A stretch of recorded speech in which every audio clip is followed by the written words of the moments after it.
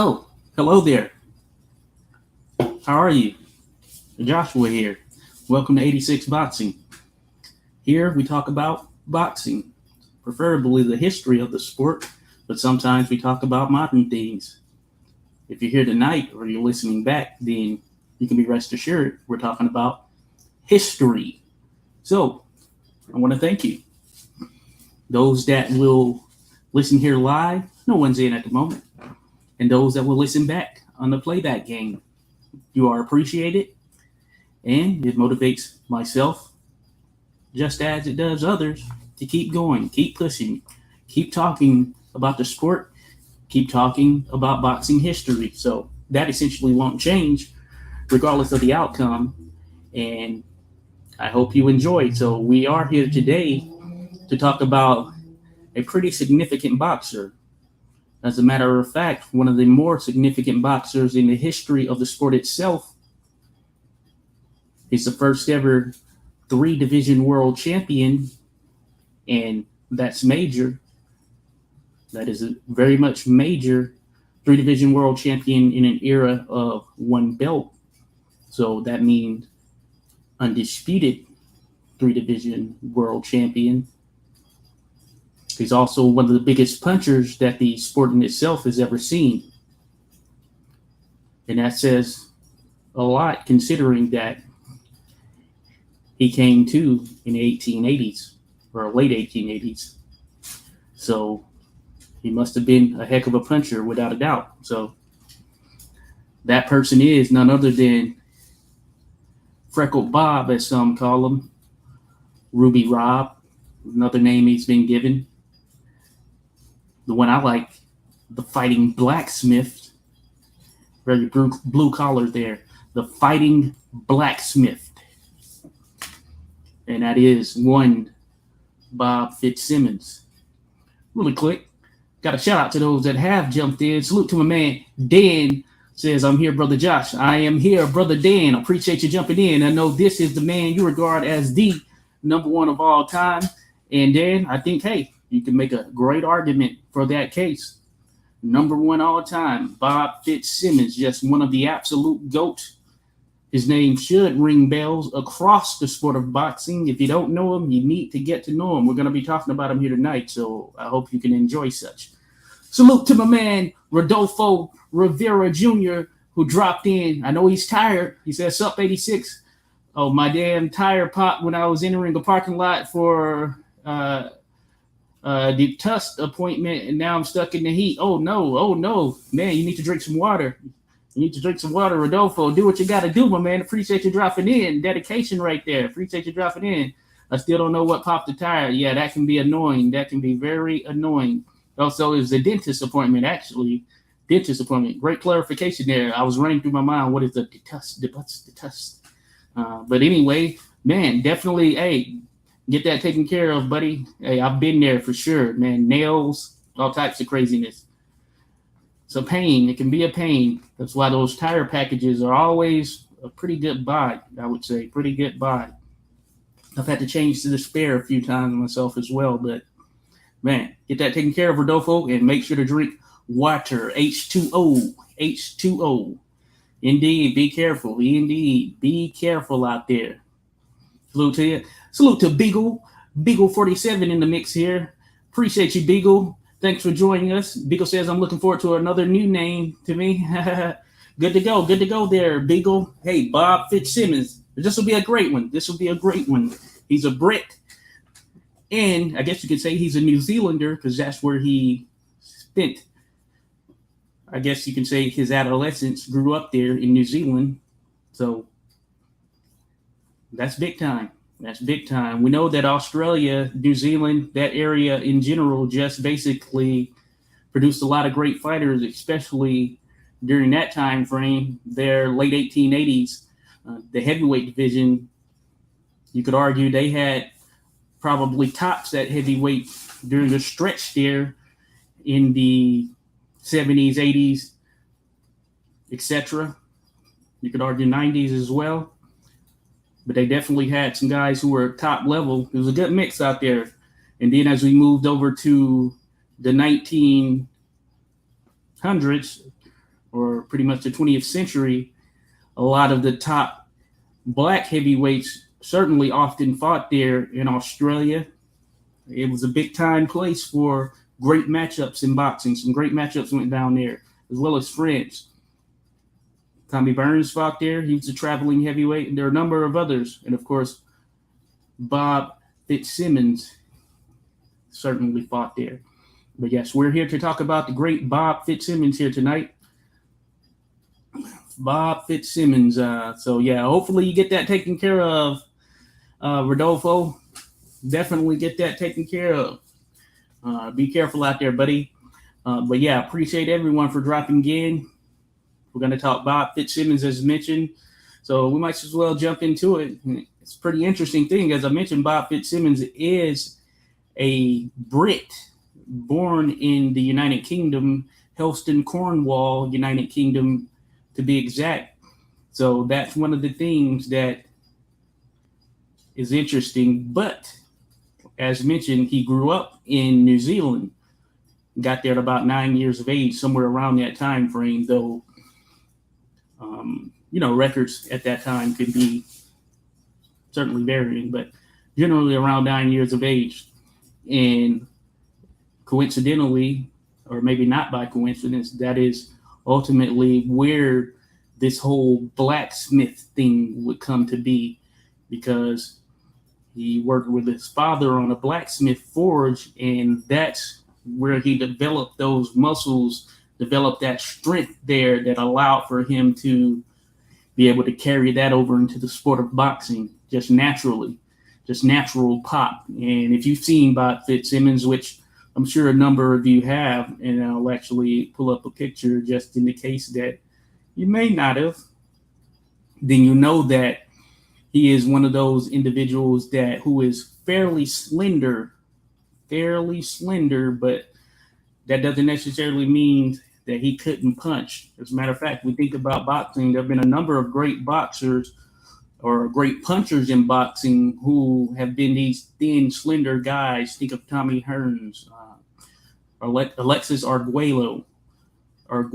He was one of those, they call him the thin man, because he was fairly slender, yet he had big pop, very big pop, as a matter of fact. So that's one of the things to keep in mind, surely.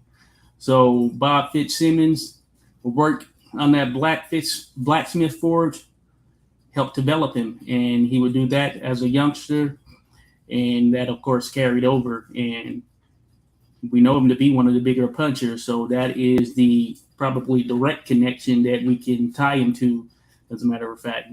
Real quick, Dan says Australia too, where he started. America is where he lived the longest in glory, won his titles and died. And Irish Fitzsimmons is Irish name. His father was from Ireland. Cool. Good stuff there, Dan. That is good stuff. You see there? And Dan says a lot of people claim him. Indeed, a lot of people claim him. If you've done any of those ancestry tests, you'll see that.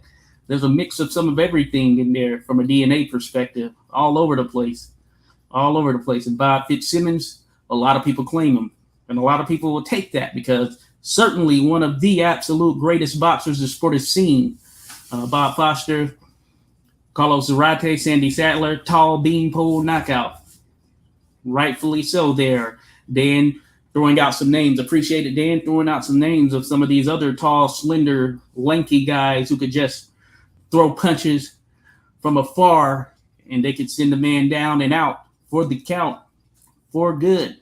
And Bob Fitzsimmons most certainly one of those individuals. So he got his start from a pro perspective, 1885. That kind of varies because he actually started boxing before that. So in the late 1880s, Jim Mace, or in the early 1880s rather, Jim Mace came to Australia, came to New Zealand as well, held tournaments.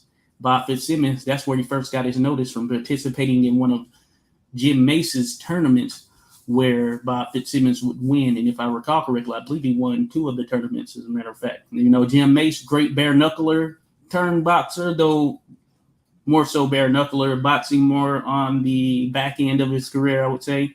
So he has boxing matches. If you look up the great Jim Mace, you will see that He does have some under the Marquess of Queensberry rules, many of them against the same opponent, which was kind of how they went down, how things went down often in the bare knuckle world. So it's a crazy amount against the same opponent. But that being said, his career was primarily fought in the world of bare knuckle.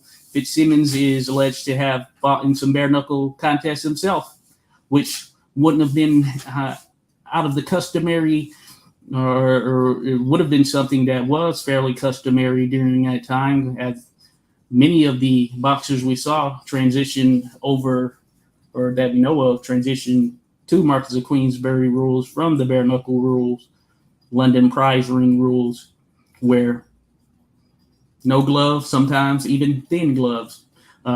Salute to Bruce Gas, Boxing Jazz, and more. Says salute, brother Gas. Salute, brother Bruce. Appreciate you being here, buddy. Be sure to go like and subscribe. Give us a like. Give Bruce Gas a like and subscribe. Very entertaining. Bruce Gas came on last week. As a matter of fact, at the end of last week, we had a great conversation. He shared a number of great gems. So you want to check that out. This was the Orlando Hollis video. So it would have been last Friday. Be sure to check that out. Appreciate you, Bruce, dropping in, sharing those great gems. And I do mean absolutely great gems right there. So go check out Bruce Gas. A lot of entertaining stuff going down on this channel. If I said it once, I'll say it again, and I'll continue to say it. Salute to you, Bruce. I also salute to Joseph Phoenix. Joseph, appreciate you being here, buddy. As always, it's great to have dialogue, comments, discussions, etc. with you, Joseph Phoenix. So I appreciate you being here, buddy, showing up and sharing some gems as always. Ruby Robert Fitzsimmons is buried in the Northside Chicago Cemetery, very near Jack Johnson. Awesome, awesome.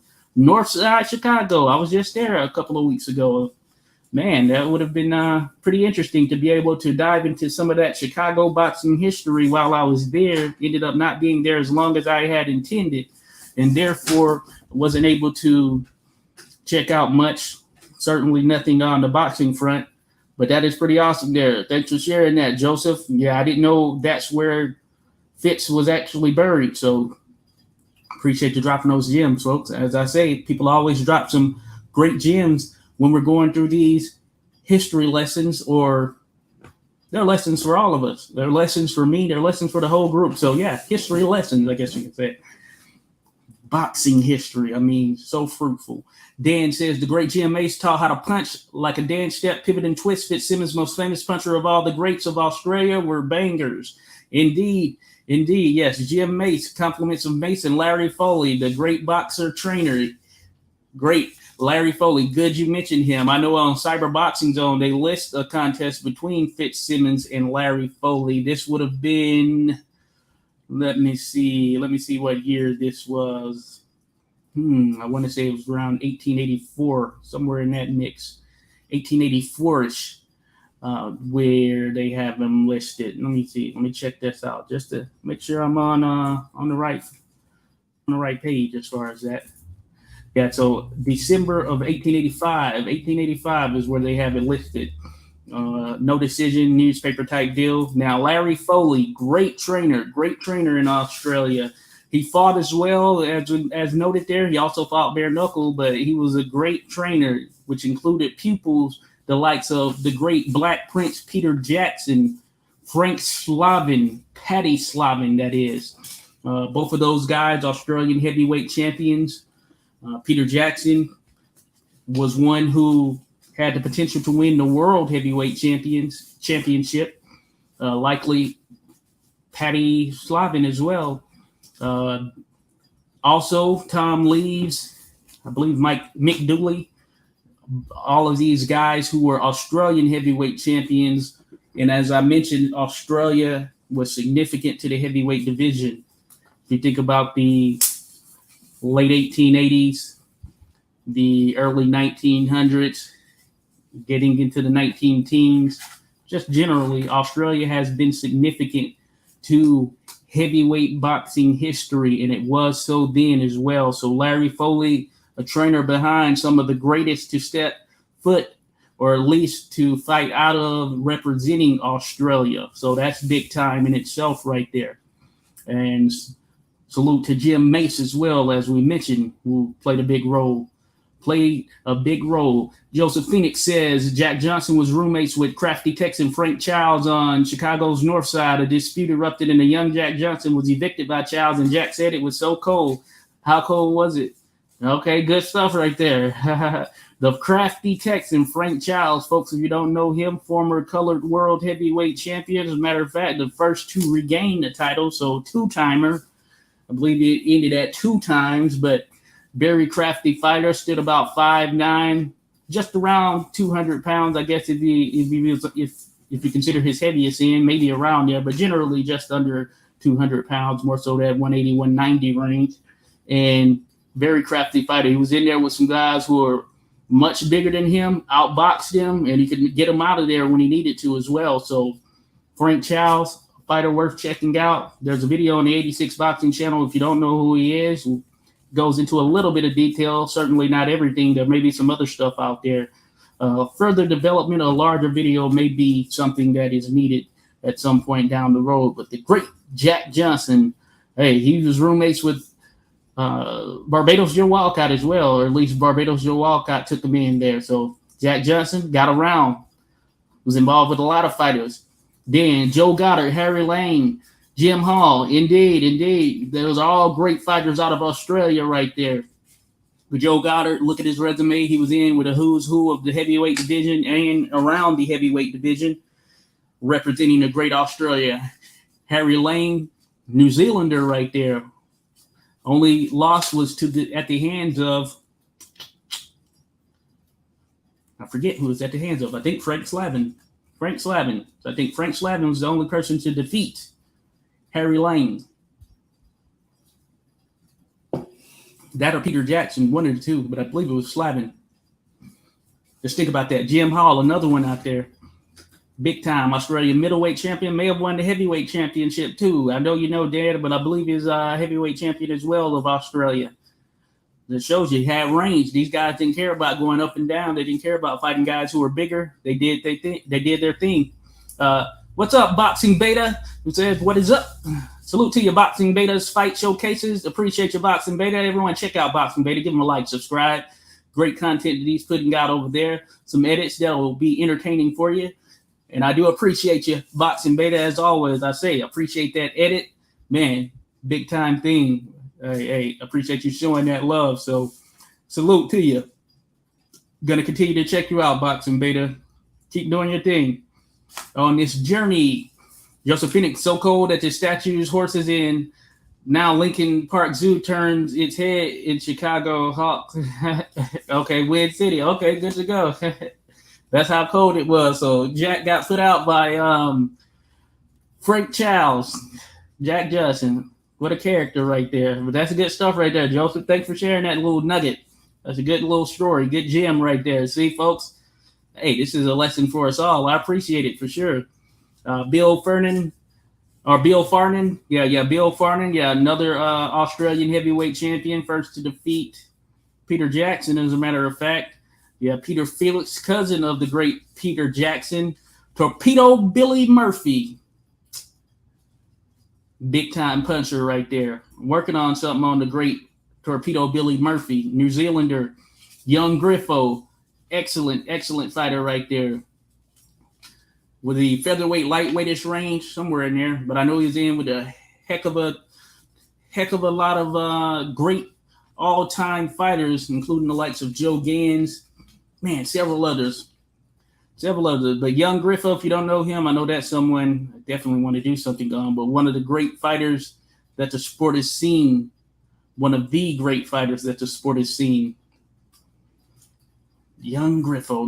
Was he in there with Jack McAuliffe? I can't remember if he was exactly, but could have been. But some great names you're throwing out there, Dan. Absolute greats. Boxing Beta's Bob was also middleweight, and he fought someone but the ref, but a lot of other opponents. So Bob lost. Okay. A lot on the other opponent. Yeah, that might have been that contest with Wyatt Earp as the official or the referee when he took on Tom Sharkey, which is crazy. And he ended up losing that contest on some fishiness, some very fishy stuff Wyatt Earp was the referee because I guess they couldn't agree on it. And ultimately, yeah, some funny business went on. It should have been credited as a knockout for Bob Fitzsimmons, but it was ultimately reversed.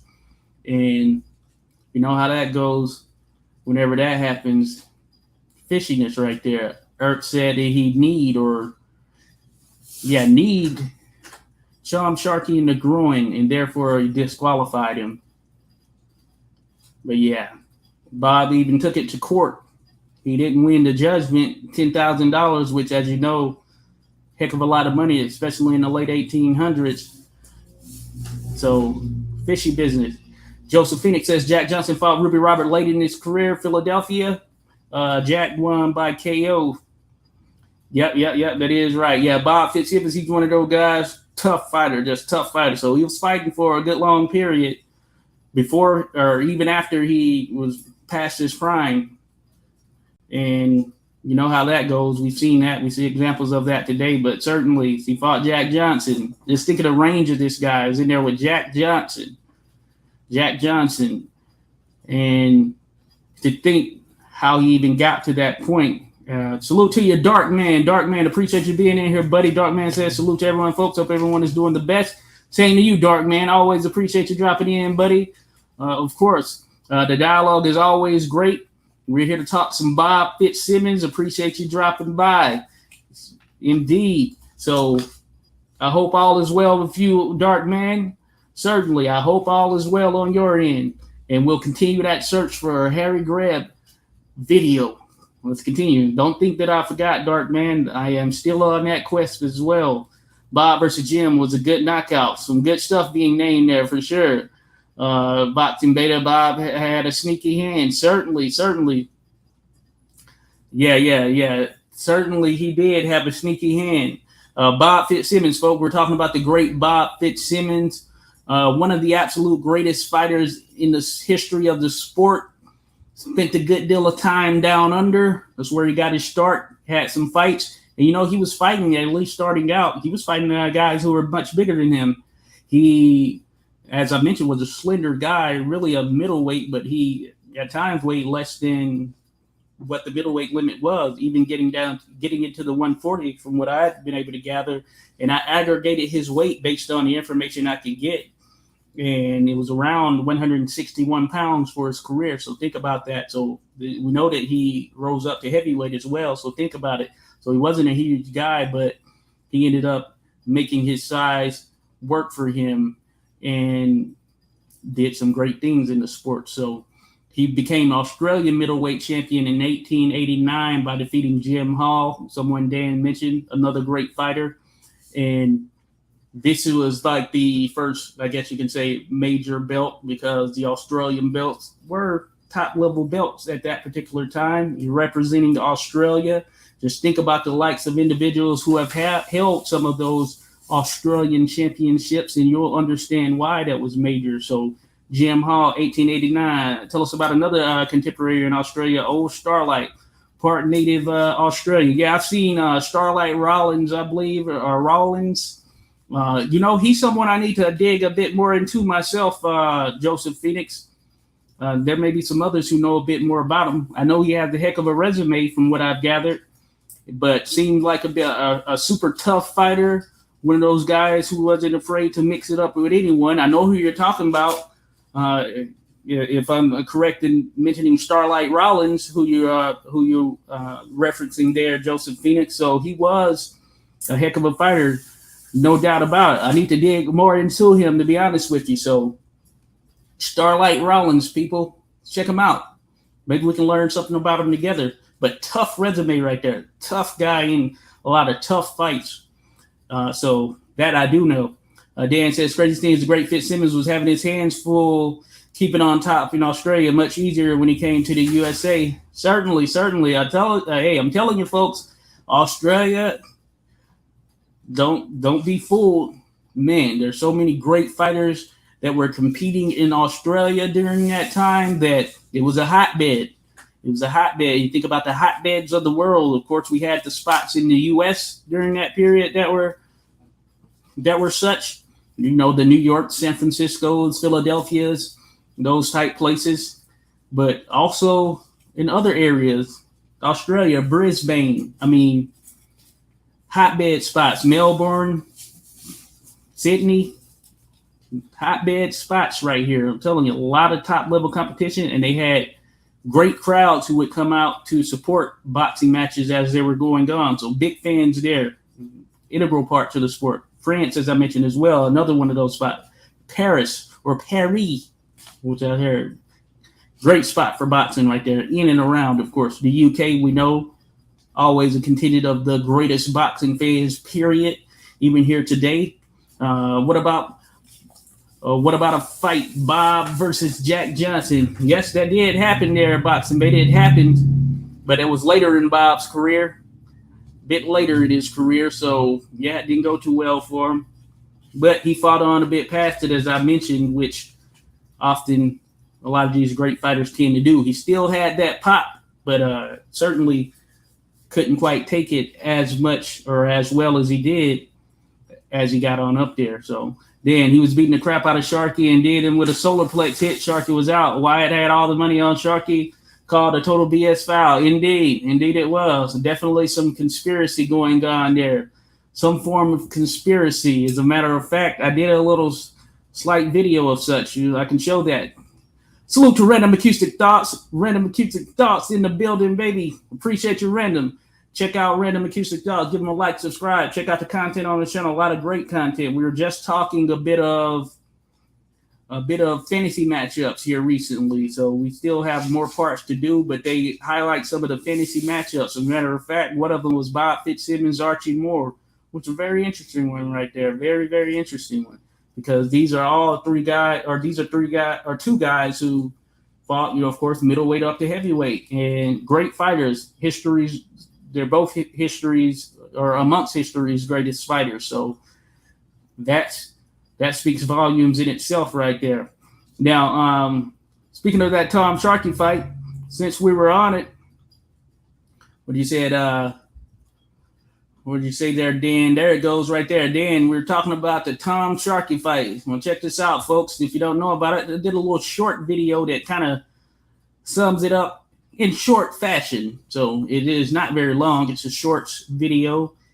And I think it will give you an idea of kind of how it went and the craziness surrounding that fight. So here it is.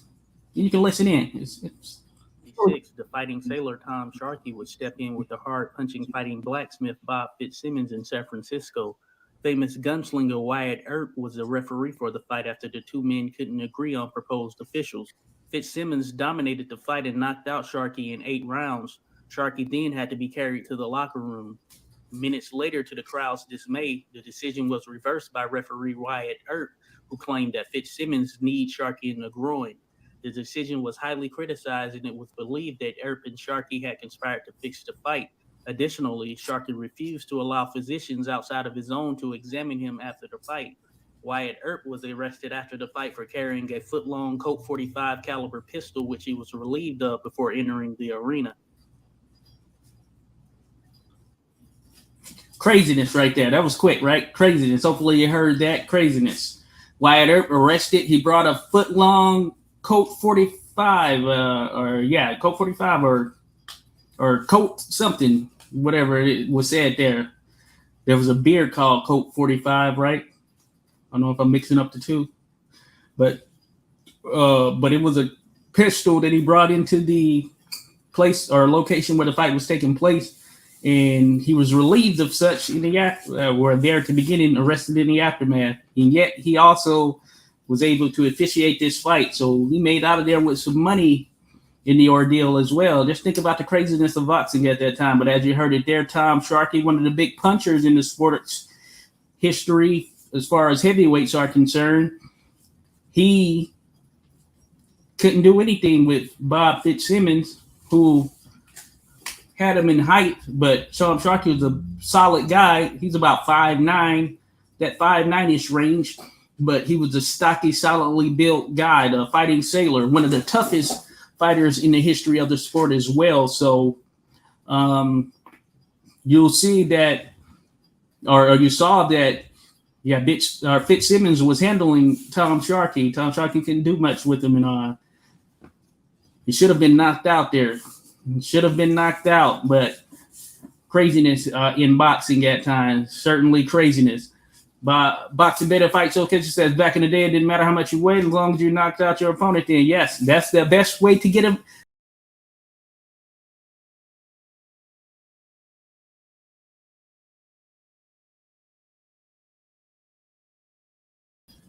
All right, I did that thing again, knocked myself out of here, but I'm back. I'm getting it down now, so I'm more prepared. I know what it is. It's not necessarily a button. I use the trackpad, and if I do it a certain way, it'll sling me out of here. It's like, so I have to be a bit more calm. Got excited right there. Got excited. But we're back in there. Starlight Rollins, great Black Australian. Yes, indeed. So Starlight Rollins. So got it there, Dan. That's who Joseph was mentioning. Certainly, I need to learn more on Starlight, but I know, as I mentioned, tough resume right there. Very tough resume. Darkman said, is Fitzsimmons fight Joe Walcott? I don't believe he fought Barbados Joe. I don't think so. Let me double check in case I'm wrong. But yeah, no, that didn't happen. Probably could have happened, but didn't work out. Now, let me see. I don't know if they had a exhibition or anything of that nature. You never know. Let me see here. Yeah, I don't see any notice of any exhibitions or anything either. Yeah, it would have been interesting. Walcott was a welterweight, but he fought up to heavyweight even. He fought heavyweights. That would have been a very interesting one right there. Bob Fitzsimmons, he knocked out Joe Trowinski, who anywhere between, based on what the records say, between 5'11 to 6'1. I think more in that 5'11, 6 foot range. But anyway, Barbados Joe Walcott, he could get guys out of there. That would have been a very interesting one right there. Dark Man, both of them could punch. Of course, that reach height, which was always the case, would be on Fitzsimmons' side, and he could sure land something big. And it'll be a matter of how does Barbados Joe react. So, possibility there for Joe to do some things, working that body. Hey, that would be his best bet, going towards the body of Fitzsimmons, who, as mentioned, slender guy. But certainly he had to be cautious himself just to ensure that he didn't catch anything that sent him down and out. So that would be an interesting one right there, Dark Man. Interesting matchup right there. Might have to do a deeper dive on that. Don't know if you're on still Random Acoustic Talk, but that's an interesting matchup. Barbados Joe Walcott, Bob Fitzsimmons. Interesting. Dan, only middleweight champion who brutalized everyone, including all the heavyweights, even in losing to the great Jeffries. Fitzsimmons brutally beat Jeffries bad, but Jeffries was so great and tough. Yeah, that is very much true. Think about that. Bob Fitzsimmons, he was giving Jeffries a run for his money every time, or both times that the two of them met up. And that speaks volumes. I think that speaks much volume as to how good he was, because he was giving Jeffries a true run for his money. And Jeffries ultimately was victorious, but he was in a fight. He was most certainly in a fight. As a matter of fact, when you think of Jeffries, you think of Fitzsimmons. To put it into perspective, here, I just wanted to show this photo. As a matter of fact, I want to show a photo that kind of puts things into perspective, just how this or this size difference, I would say, between the two of them. The size difference, because that is very relevant in this. Bob Fitzsimmons, he did lose to James Jeffries, but that being said, Jeffries was most certainly in a fight. He was most certainly in a fight, and that size difference is huge. As a matter of fact, I'm just gonna show you this size difference here on the screen. I'm just gonna share my screen. This is in Canva. I use Canva a lot. Look at that, folks. Just wanted to show you this. Look at this. Just look. Jeffries was a big guy. Look at that neck. You see that? Look at that neck on Jeffries. Let me make this bigger, as a matter of fact. Just look at Jeffries. Look at the size of that neck there. I forgot to move this comment. So this is who Fitzsimmons was dealing with in those contests. Jeffries' head bigger. Jeffries a tough dude. Tough. So that's the thing about James Jeffries. Anytime you're thinking fantasy matchups, James Jeffries had about 22, 23, 24, somewhere in their fights, just above 20 fights. And it was a tough 20 fights. He had a heck of a resume. He didn't have a long career or a large career, but, man, he was a tough dude. Endurance, strength. He could go the distance. He could go the long haul. And if you think about fantasy matchups especially, he's one of those that is in a very interesting place, just given the fact that Jeffries was such a unique guy. He had that size, strength, girth of a wide guy, and it was just tough to deal with. It was tough to deal with. So you have individuals out there who have these mega careers and all, but Jeffries, he didn't have that mega career, but certainly what he was able to do in the career and the amount of fights that he has, I think speaks a good deal of volume on things. So that's something certainly worthy of taking into account. Matter of fact, let me just show this real quick since this is what we're on. We're talking Bob Fitzsimmons. Just look at Bob there, getting an in-depth look at the man, Bob Fitzsimmons. We're talking about him, getting an understanding of who he was. So I mentioned the Australian heavyweight title. So he did that. Of course, he fought in a number of those places. He came to the U.S. as well. He was in there with Joe Chowinski. Just look at these names. Joe Chowinski, just another one. They fought to a draw in 1894. Dan Creedon, he's the guy who went 75 rounds with Tommy Ryan for the world welterweight title. Another solid, great fighter right there. He was the first to defeat Dan Creedon. Knocked him out. This was the first defeat that he suffered. Also, he knocked out Peter Marr. We know Peter Marr. We've had discussions on Peter Marr. So Peter Marr was another individual he knocked out. Now, if you recall, this was in 1896, and in the case of the contest with Peter Marr, it was billed as a world heavyweight title fight because James J. Corbett, he won the title by defeating John L. Sullivan in 1892. And at this particular period, or during this period, he had sort of semi-retired, or at least that's what was out there. He had retired or wasn't fighting, something of that nature. And therefore, Peter Marr and Bob Fitzsimmons fought.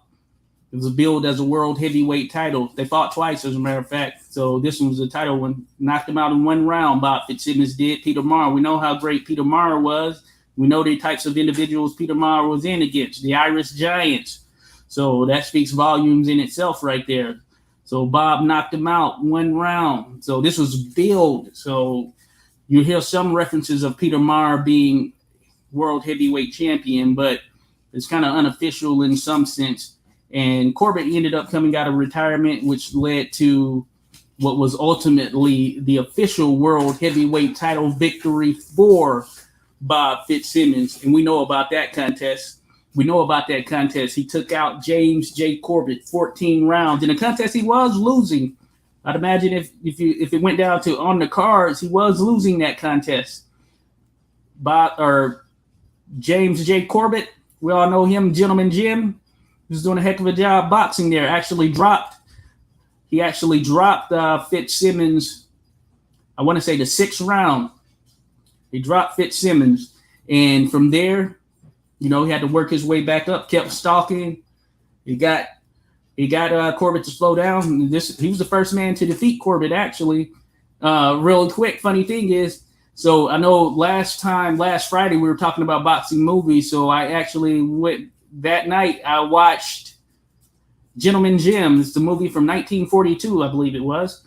and it was actually pretty good. I enjoyed it. And I was just kind of looking for some of the accounts, just knowing a little bit about Jim Corbett's career. I thought they did a good job of covering some of the fights, and they kind of got into how it went down and all of that stuff. We got to see some of them. He went up against Chowinski. That was a part of it. And then the John L. Sullivan matchup. I thought they did a good job casting John L. Sullivan as well. That was a pretty good one. So I enjoyed that movie, actually. I wish we would have saw more of the contests that were prior to the John L. Sullivan matchup and then some after. But, of course, understand it's a movie. You had to kind of work it the way you can. Wish we could have got the Peter Jackson matchup, that 61-rounder. They do reference it. They reference some other ones as well, but they didn't show all of them. But it was a good movie. Definitely worthy of checking out. Gentleman Jim. It was in black and white. Very good high-def view of it in terms of course, technology now. So it was very good. I enjoyed it. Gentleman Jim. So that's who Corbett ended up going against in 1897 to win the world heavyweight title, James J. Corbett. So this was March 17th, 1897. Where was this at? Oh, yeah, Carson City Arena. Woo, interesting stuff right there. Interesting stuff. I would test AI, Boxing Beta Showcase. I would test AI to see who they think would win, Jack Dempsey or Jack Johnson. Yeah, that would be an interesting contest right there, Boxing Beta. Certainly an interesting one. Another video I want to show real quick, since we're talking about Corbett. And this is going to be quick, less than a minute. A little quickie on the Bob Fitzsimmons James Corbett match. The first ever world heavyweight title fight to be video or to be filmed. This is the first one. And I think this put a lot of things into perspective right here. There's something about just being able to see this contest on March 17, as it happened. 1887, James J. Corbett put his world heavyweight title on the line against the fighting blacksmith Bob Fitzsimmons in Carson City, Nevada. This would be the first ever world heavyweight championship fight filmed. Corbett used his footwork and speed to avoid Fitzsimmons while peppering him with jabs in the first half of the fight. He also dropped Fitzsimmons and had him badly hurt in the 6th round. Fitzsimmons started to catch up with Corbett as the rounds wore on. Fitzsimmons hit Corbett in the body in the 14th round with what was dubbed the solar plexus punch, a left hand that sent him to the canvas grasping for air. Corbett could not answer the count, and Fitzsimmons became the new world heavyweight champion. Look at there, folks. That was quick. A minute, less than a minute right there. That's the beauty of those shorts. Summarized it. You know, you don't get every aspect of it, but you get some of it. So Bob Fitzsimmons beat James J. Corbett, first to defeat James J. Corbett, and he did so with the solar plexus punch. Now, of course, this probably wasn't the first time that someone went down with a body shot or a solar plexus punch in theory, but the significance of this is that we have it on film, and it just gels so well to be the first world heavyweight title fight filmed, and the manner in which the fight went down with Bob Fitzsimmons landing that left to the body, to the solar plexus that took the air out of Gentleman Jim. He was trying to crawl over to the ropes to get himself up. He couldn't do it. And the rest was history. So there is a little bit of that fight is a bit longer. It went 14 rounds, as mentioned. I don't know if there's a full-fledged video. Some might know out there a full-fledged video of every single aspect of it, but there are some longer videos out there. I've seen a number of them that vary in length. And there are some that have been updated. They've been improved from a visual perspective. The pixels, etc., frame rates adjusted. You get it real time, real speed, or at least as close to it as possible, and you get to really see everything as it's happening. And that's a wonder right there, to be able to just see it in that high def form as it happened. And that fight famously was one where, if you look at one of those documentaries, those films like Legendary Champions, things of that nature, they'll note that the newspaper drawings showed it as a full house. It wasn't necessarily a full house. And I think it was in Nevada, Carson City. And we had the film that kind of showed a different picture. But that being said, they made a lot of money off of that film because they were able to, I believe, show it in theaters or distribute it in some capacity. I think showing it in a way that allowed people to pay to be able to witness the contest. You know, prior to that, and even after that, as a matter of fact, I would say after that, you also had those situations where they would do those reenactments. So reenactments were a big thing as well once film became something that could be done more regularly. So for fights where we don't have actual video, or at least at that time we didn't have actual video, there were those where there were reenactments. And in some cases, we only have the reenactment of the actual fight, which is very interesting. It looks funny today, but I guess at the time, if that's all you had, then hey, I take it. They get two actors who look like them, even though it wasn't necessarily a spot on look. Just find a guy with a bald head, or at least the horseshoe, and hey, we're gonna call him Fitzsimmons. And then get another guy, one of those type situations. But very funny. But there are some of them out there definitely worthy of checking out. If you're a fan of the history, you got to look at one of these reenactment fights. I've seen like two of them. I think in short fashion as well. I know one of them was young Corbett II versus someone. But yeah, this was a while back. Fitzsimmons with 39. Jeffries fighting broke Jeffries' jaw, cheekbone, brutalized him. Good stuff there, Dan. Salute to Blake Gallimore. Being Brass Johnson easily beats Dipsy. Embarrassing beatdown. Salute to you, Blake Gallimore. Appreciate you being in here, buddy. Blake Gallimore in the mix, as always. Boxing beats. But yeah, got you there, Blake. Yeah, that would be an interesting one right there. Johnson, certainly a defensive fighter. His game was meant to nullify offense, so be very interesting for sure. But appreciate you dropping in, Blake Gallimore. Dan says, no, that's Danny Needham. Okay, yeah, you're right. You are right. Mistake on my part, not Dan Creedon. Dan Creedon's a great fighter, though. Danny Needham was who actually fought Tommy Ryan for the welterweight championship in a 75 rounder, not Dan Creedon. You see how that can happen? Danny Needham, Dan Creedon. Interesting names out there. But no, you're right. You're right there, Dan. Thanks for that correction right there. We get them live. Live corrections, folks. Appreciate you, Dan. Joseph Phoenix says, battling Jim Jeffries was one of the first real heavyweight champs. Durable game, great stamina, real heavyweight power, able to sustain severe punishment from Corbett and Fitzsimmons and still win. Without a doubt. That's one of those highlights of the great Jeffries, man. Just a tough guy to deal with on any front. So when you think about styles, you think about comparisons for the times where we are now in the sport of boxing compared to where we were then, just either way you slice it, James J. Jeffries, just a tough individual to have to deal with on any front in the sport of boxing, regardless of time, regardless of era, just to deal with the Jeffries. That's a tough task. Tough task right there. Good stuff, Joseph Phoenix. Appreciate you dropping that. Darkman says he seemed to be a very nice guy, but dangerous and tough as well. I wonder what would have happened if Fitzsimmons fought against Greb for the world middleweight title. Yeah, that would have been an interesting one right there. Very, very much interesting. Greb would be bouncing all over the place, jumping in and out. He'd have the movement on Fitzsimmons without a doubt. He would have that movement. But that being said, he'd always have to watch for that punch. He'd have the movement footwork, but he'd have to be leery. Greb wasn't an easy guy to knock out, though, so he was in with some guys who could punch. But that would have been a very interesting one right there, Dark Man. Very, very much an interesting one. As a matter of fact, think about the middleweights. A middleweight he was in there would get with one that I'm fond of. And so when he defeated in 1891 to become world middleweight champion, this was his first major title, being the world title. That was the nonpareil Jack Dempsey.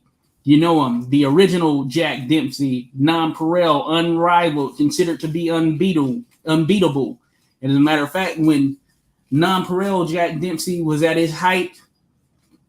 There was only one individual who had a higher height as far as popularity is concerned, and that was John L. Sullivan. So they came to in a similar time frame. And Nonpareil Jack Dempsey, just as popular, probably didn't have that peak, didn't reach the peak popularity of John L. Sullivan, but he was up there. He was second, if we're counting or weighing them or stacking them, he was second to Sullivan in popularity during that period. Nonpareil Jack Dempsey, former world middleweight champion, 1891. That's who Bob Fitzsimmons defeated to become world heavyweight or world middleweight champion. The first legit knockout, by some accounts, the first legit knockout of Nonpareil Jack Dempsey's career, because he had lost in an interesting fight. There's a short video on it to a guy by the name of George LaBlanche, and it was said to be via illegal backhand, but it still stood. So that was the first loss there that Nonpareil Jack Dempsey had suffered. But Nonpareil came in, he was like 50-something and 1, I believe it was. 50-something and 1. He had a few draws as well, but he was a terror there. Excellent boxer. I mean, he possessed all of the traits that you needed to be good on offense and defense. Scientific boxer. He's one of those guys who is truly one of the greats when we think about middleweight history. Now, Fitzsimmons beat him in 1891. Of course, Nonpareil Jack Dempsey died in 1892. Unfortunately, at 32 or 33. It might have been 33. But that's the unfortunate side of it. So he dealt with tuberculosis. I know he had more than one bout with tuberculosis. So therefore, I mean, he could have been suffering or had some symptoms of it at that particular time, as a matter of fact. So that's something that always, comes into the fold as well. It's just that, he died in 1895. No, so not 1892, but 1895. He was 33. So this was 1891. But 1895. So the last person to beat him actually was Tommy Ryan. Yeah, I forgot that. Yeah, Tommy Ryan. But certainly he was dealing with tuberculosis at that time. And I think it was 32 years of age at the time. So you think about that. Nonpareil was able to accomplish a lot. We could have potentially got him on film. That would have been absolutely great to have had him on film. But it didn't happen, unfortunately. Joseph Phoenix says, Freckled Bob. Joseph Phoenix says, Freckled Bob's wife urged him to hit Gentleman Jim slaps, body blows, and Bob did, and he won. Good stuff right there. That's the way you hold it down for sure. That's the way you hold it down. That's the way you hold it down. Oh, let me go to YouTube real quick. I'm usually not in YouTube itself. See, we got a little spamming going on. But you know how you handle it? You just go to the actual stream and you do the thing. Let me do that real quick. But that aside, or maybe this isn't YouTube, as a matter of fact. This is Twitch.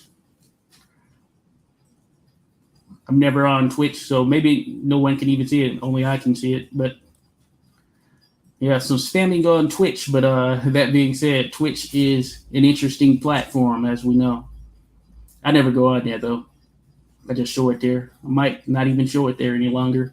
But Freckled Bob's, good stuff right there, Joseph Phoenix. Appreciate you there with that good one. Dan says KO Gus Rulin too. He probably killed him, hit him with a heart punch, died years later. Yeah, that's crazy. Fitzsimmons killed a few guys, killed one punch. Dan Ordon, Fitzsimmons charged with murder. Yeah, crazy. Yeah, Gus Rulin, sizable guy, one of the contending heavyweights from the time who mixed it up with a lot of top level guys. And there's a video out there, as a matter of fact, of Gus Rulin, but I say Gus Rulin But there is footage out there of him against James J. Jeffries, former world heavyweight champion, common Fitzsimmons' opponent, right there. So yeah, Gus certainly one of those guys who had a little strength to him, had a little size to him as well, and that's big time right there. Bob Fitzsimmons, his punch could carry. It could carry it along the weights, as a matter of fact. And I think that's a big time thing right there. That's a big time thing. Carrying that punch up to heavyweight, knocking out guys who were bigger guys. Killed another guy with the heart punch. They paid off the family not to charge. Wow, that's crazy. Yeah, I knew of Harry Lewis. He ran into that situation where he was charged with murder, and you can witness that in that Harry Lewis video. It is out there. We have it on the channel. The Harry Lewis video is one of those where, yeah, just a amazing career, amazing story, just overall with a lot of the things that are going on that were talked about during that particular video. So Dan says Fitzsimmons not one like him, but grab that middleweight, grab that style, maybe, but no one else at middleweight could beat Fitzsimmons. Yeah, that's an interesting one right there. That's an interesting one. Yeah, Fitzsimmons was tough to deal with at middleweight. Yeah, you think about that, that's probably his best weight. He would go on to win the world light heavyweight title as well by defeating George Gardner in 1903. World light heavyweight title, George Gardner. As a matter of fact, George Gardner, he was the second light heavyweight champion ever. First was Jack Root.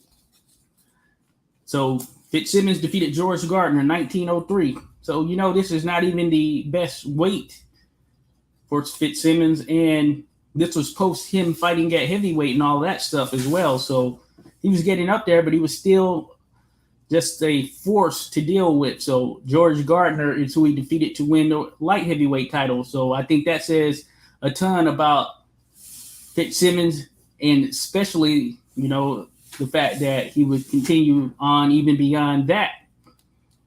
So Dan says, Dempsey, right on TV, says 5 greatest of all time: Jeffries, Peter Jackson, Fitzsimmons, Gans, battling Nelson. Hey, big time right there. Just hearing that come from the great Jack Dempsey, the Manasseh Mauler Dempsey right there. Interesting. We have 2 Jack Dempseys that are famous in the sport of boxing. Both of them great. Both of them world champions. Don Perel, and of course, the Jack Dempsey himself. So that speaks volumes, him stating or putting Fitzsimmons in that class, because he deserves to be in that top-ranked, top-billing class. You just think about it historically. Fitzsimmons, hard-pressed to find anyone greater. He is the first 3-division world champion. That says everything right there. First ever 3-division world champion, and undisputed at that. Joseph Phoenix says Johnson and Dempsey fought 2 bootleg bouts during Dempsey's title run far in Western Canada. Dempsey's win reported by the Brooklyn Eagle. Interesting. I had heard stuff of them fighting in private, things of that nature there, Joseph. That's very interesting. We'll have to dive into that a bit more. I want to know more about it my own self. I hadn't really looked for any succinct information on the potential of them having faced off, but I want to know more. We'll have to dive into that more for sure. I want to know. I have heard of potential matchups. Never substantiated anything myself. I want to dive into that. That's good stuff right there, Joseph. Appreciate those gems. Dan, you heard it. That's good. That's good. Johnson would destroy the much overrated Dempsey. Dempsey sucked against boxers that moved around. Oh, yeah. Excuse me. But yeah, Dempsey, hey, it would be tough for him. Dempsey always has that puncher's chance. The Dempsey roll, he can get in there, Blake. He can land something. Hey, he's got some pop in those punches. It'll be very interesting. It'll be very interesting. But I'd lean Jack Johnson for sure. But Dempsey has that pop. Maybe he could get in there. You never know. You never know. Maybe sparring, I heard Dan says. Interesting. That might be the case right there. Dempsey with KO Johnson. Not good matchup for Johnson. Ask Tyson. Oh, that's what Dan says right there. Hey, we have people on different ends of the spectrum right there. So you'll have some leaning Dempsey, some leaning Johnson. That's what makes it very interesting to discuss these, folks. That's what makes it very, very interesting. Dan says Dipsy not overrated. He was a brutal, dominant man. Oh, yeah, he had some dominating points in his career, or at least in some fights. He could take you out. He had a hell of a run. I told you, Dipsy, one of the individuals that got me into the history of the sport. I enjoyed seeing or witnessing that contest with Willard. I mean, how could you not be a fan? If you haven't seen it, see it. I'm with you there, Dan. Blake Gallimore against guys that didn't move and just stood and took a beating, put him in with an actual boxer, Tunney Meehan, even Gibbons, and he lost to look terrible. Kearns knew what he was doing. Doc Kearns certainly knew what he was doing. But, yeah, I would say those movers did trouble Dipsy. They did trouble him for sure. I would say that's the case.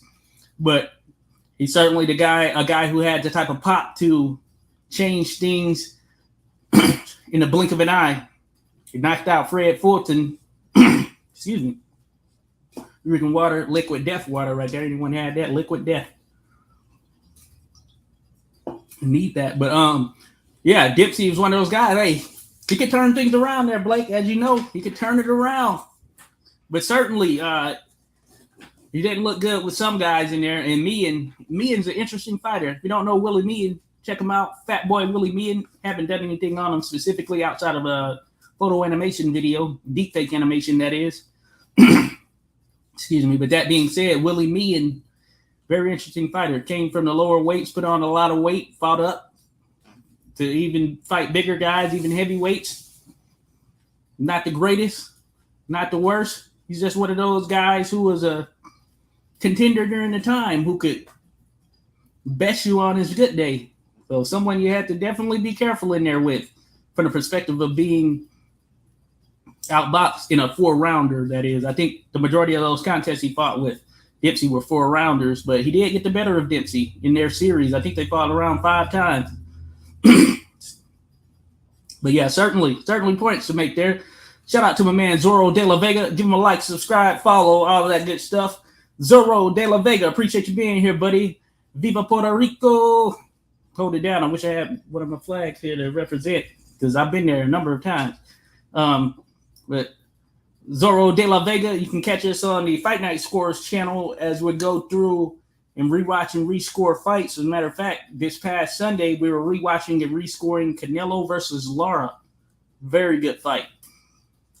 Think about what you've heard on it. I'm sure there are different narratives out there, but it's certainly worth the rewatch. Even score it yourself, and you might be surprised. You might be surprised. Not as controversial as it may seem.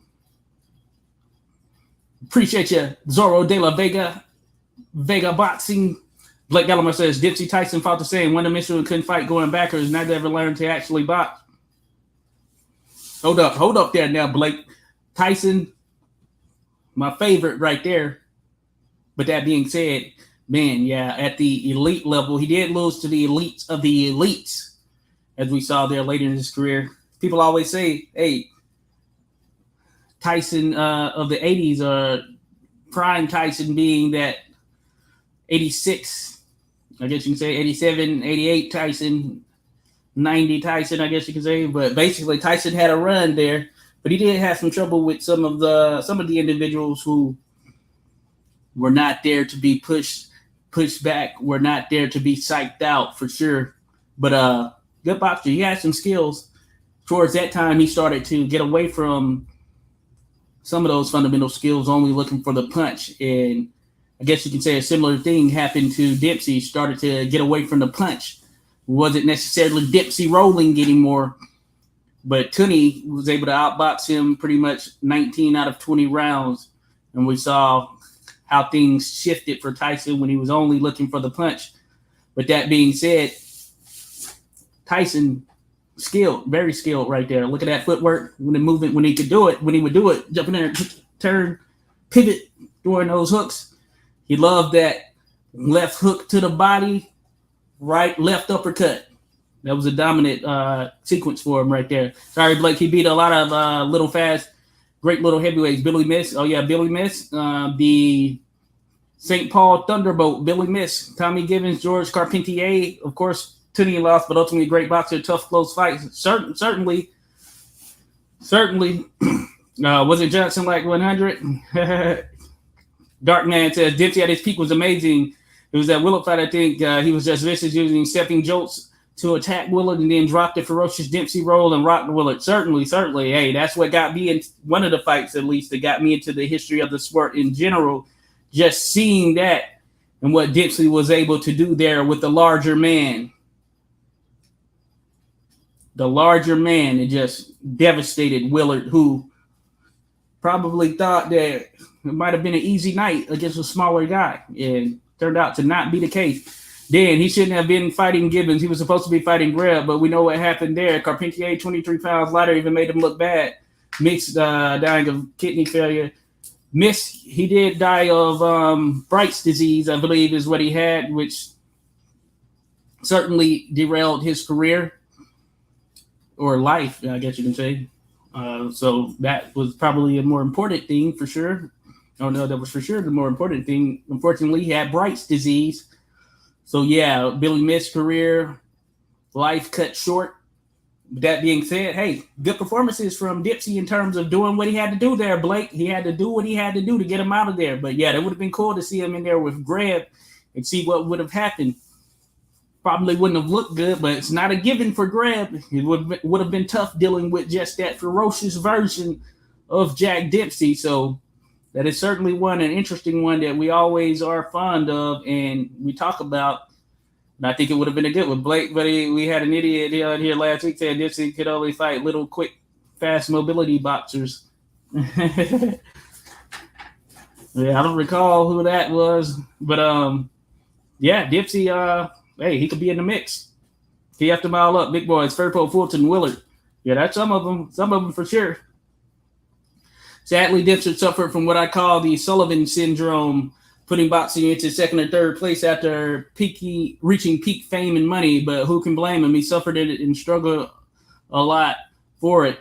Certainly not uncommon. Definitely was a thing with Sullivan as well. This was kind of highlighted in that Gentleman Jim movie. Again, Gentleman Jim. If you haven't seen that movie, it's definitely a good one, interesting one.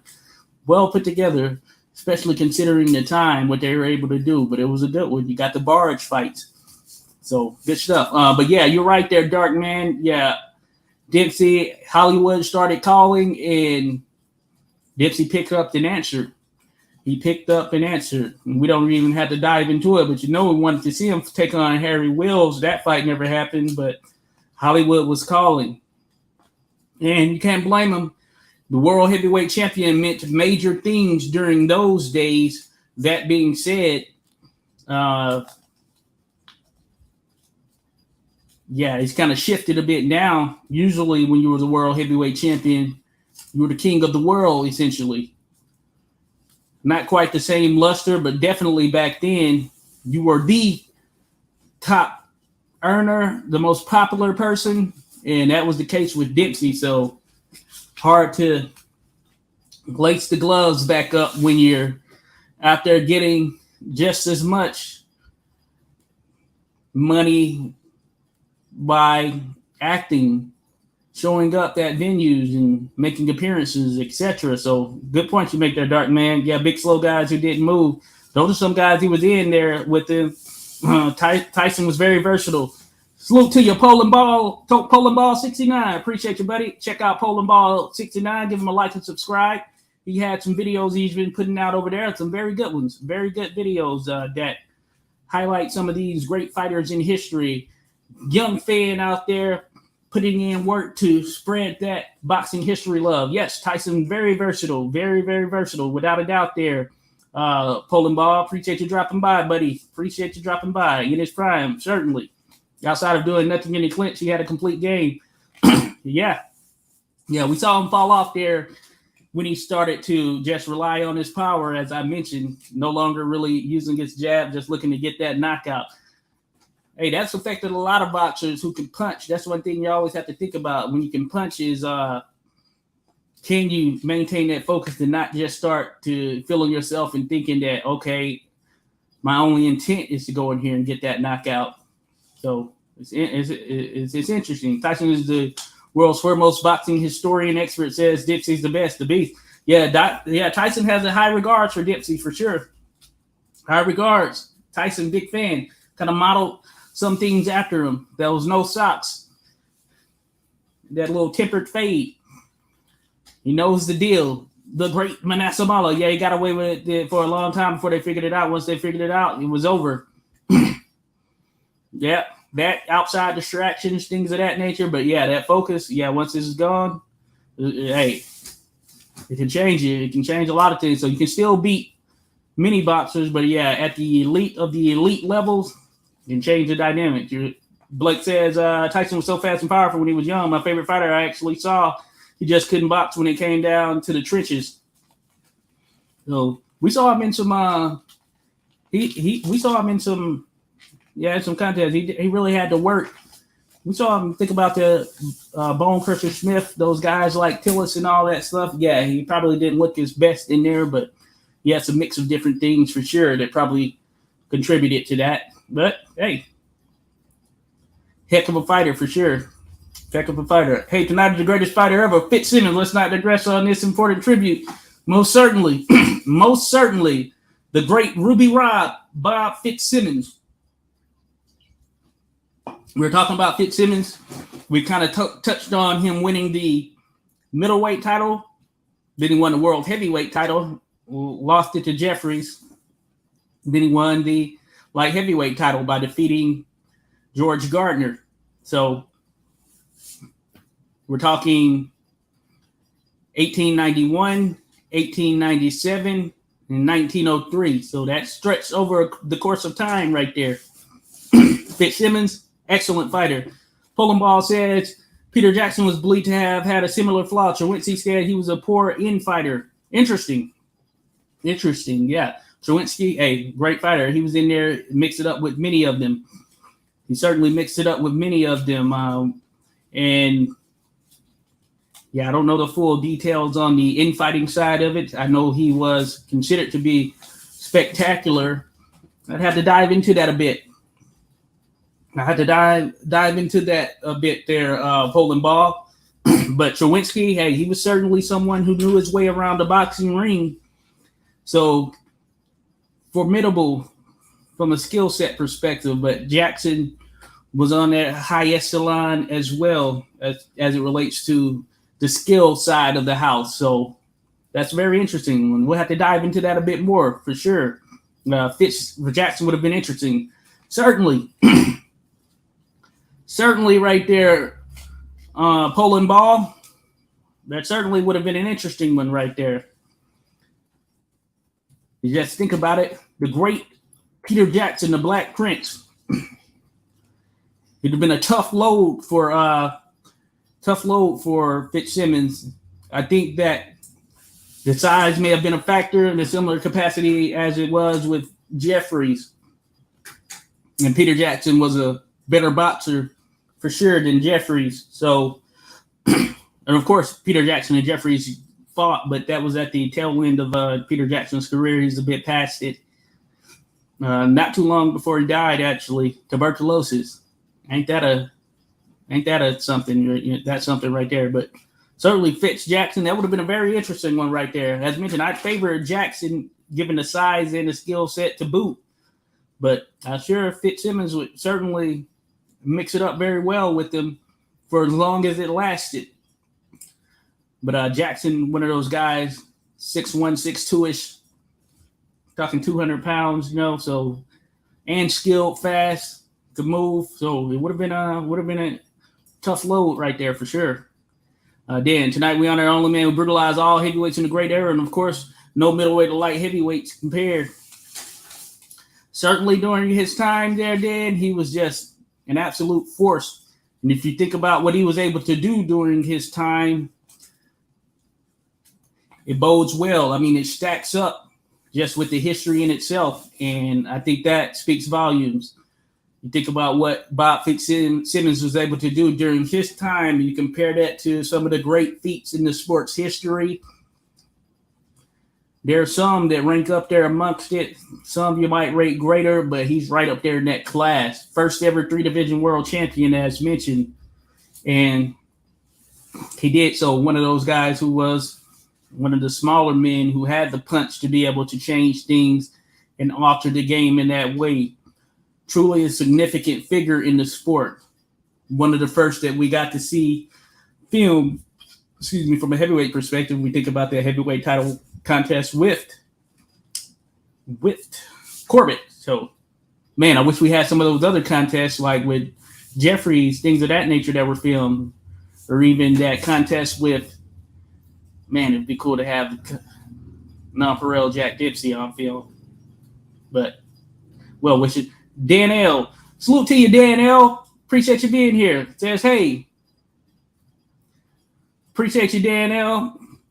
Think first time seeing your name there, but hey, more than certainly welcome. Always great to have dialogue. New voices, new eyes, new opinions, and we get to chat about them for sure. So certainly appreciate it there, Dan. And he's really old, past prime, all those titles, etc. Yeah, Fitzsimmons, he was one of those guys who put in a lot of work. He did it at an older age, showed how great he was right there. You know, there have been some boxers who came through even at an older age, they were able to carry on a lot of great things. Fitzsimmons being one of those, unique in that sense as well. We think about great older fighters, he fits into that billing as well.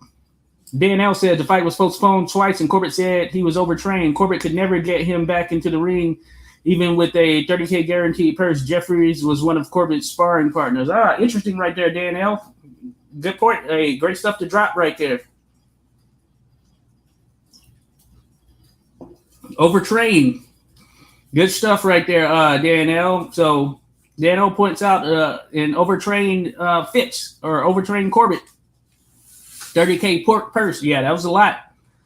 That was certainly a lot right there. And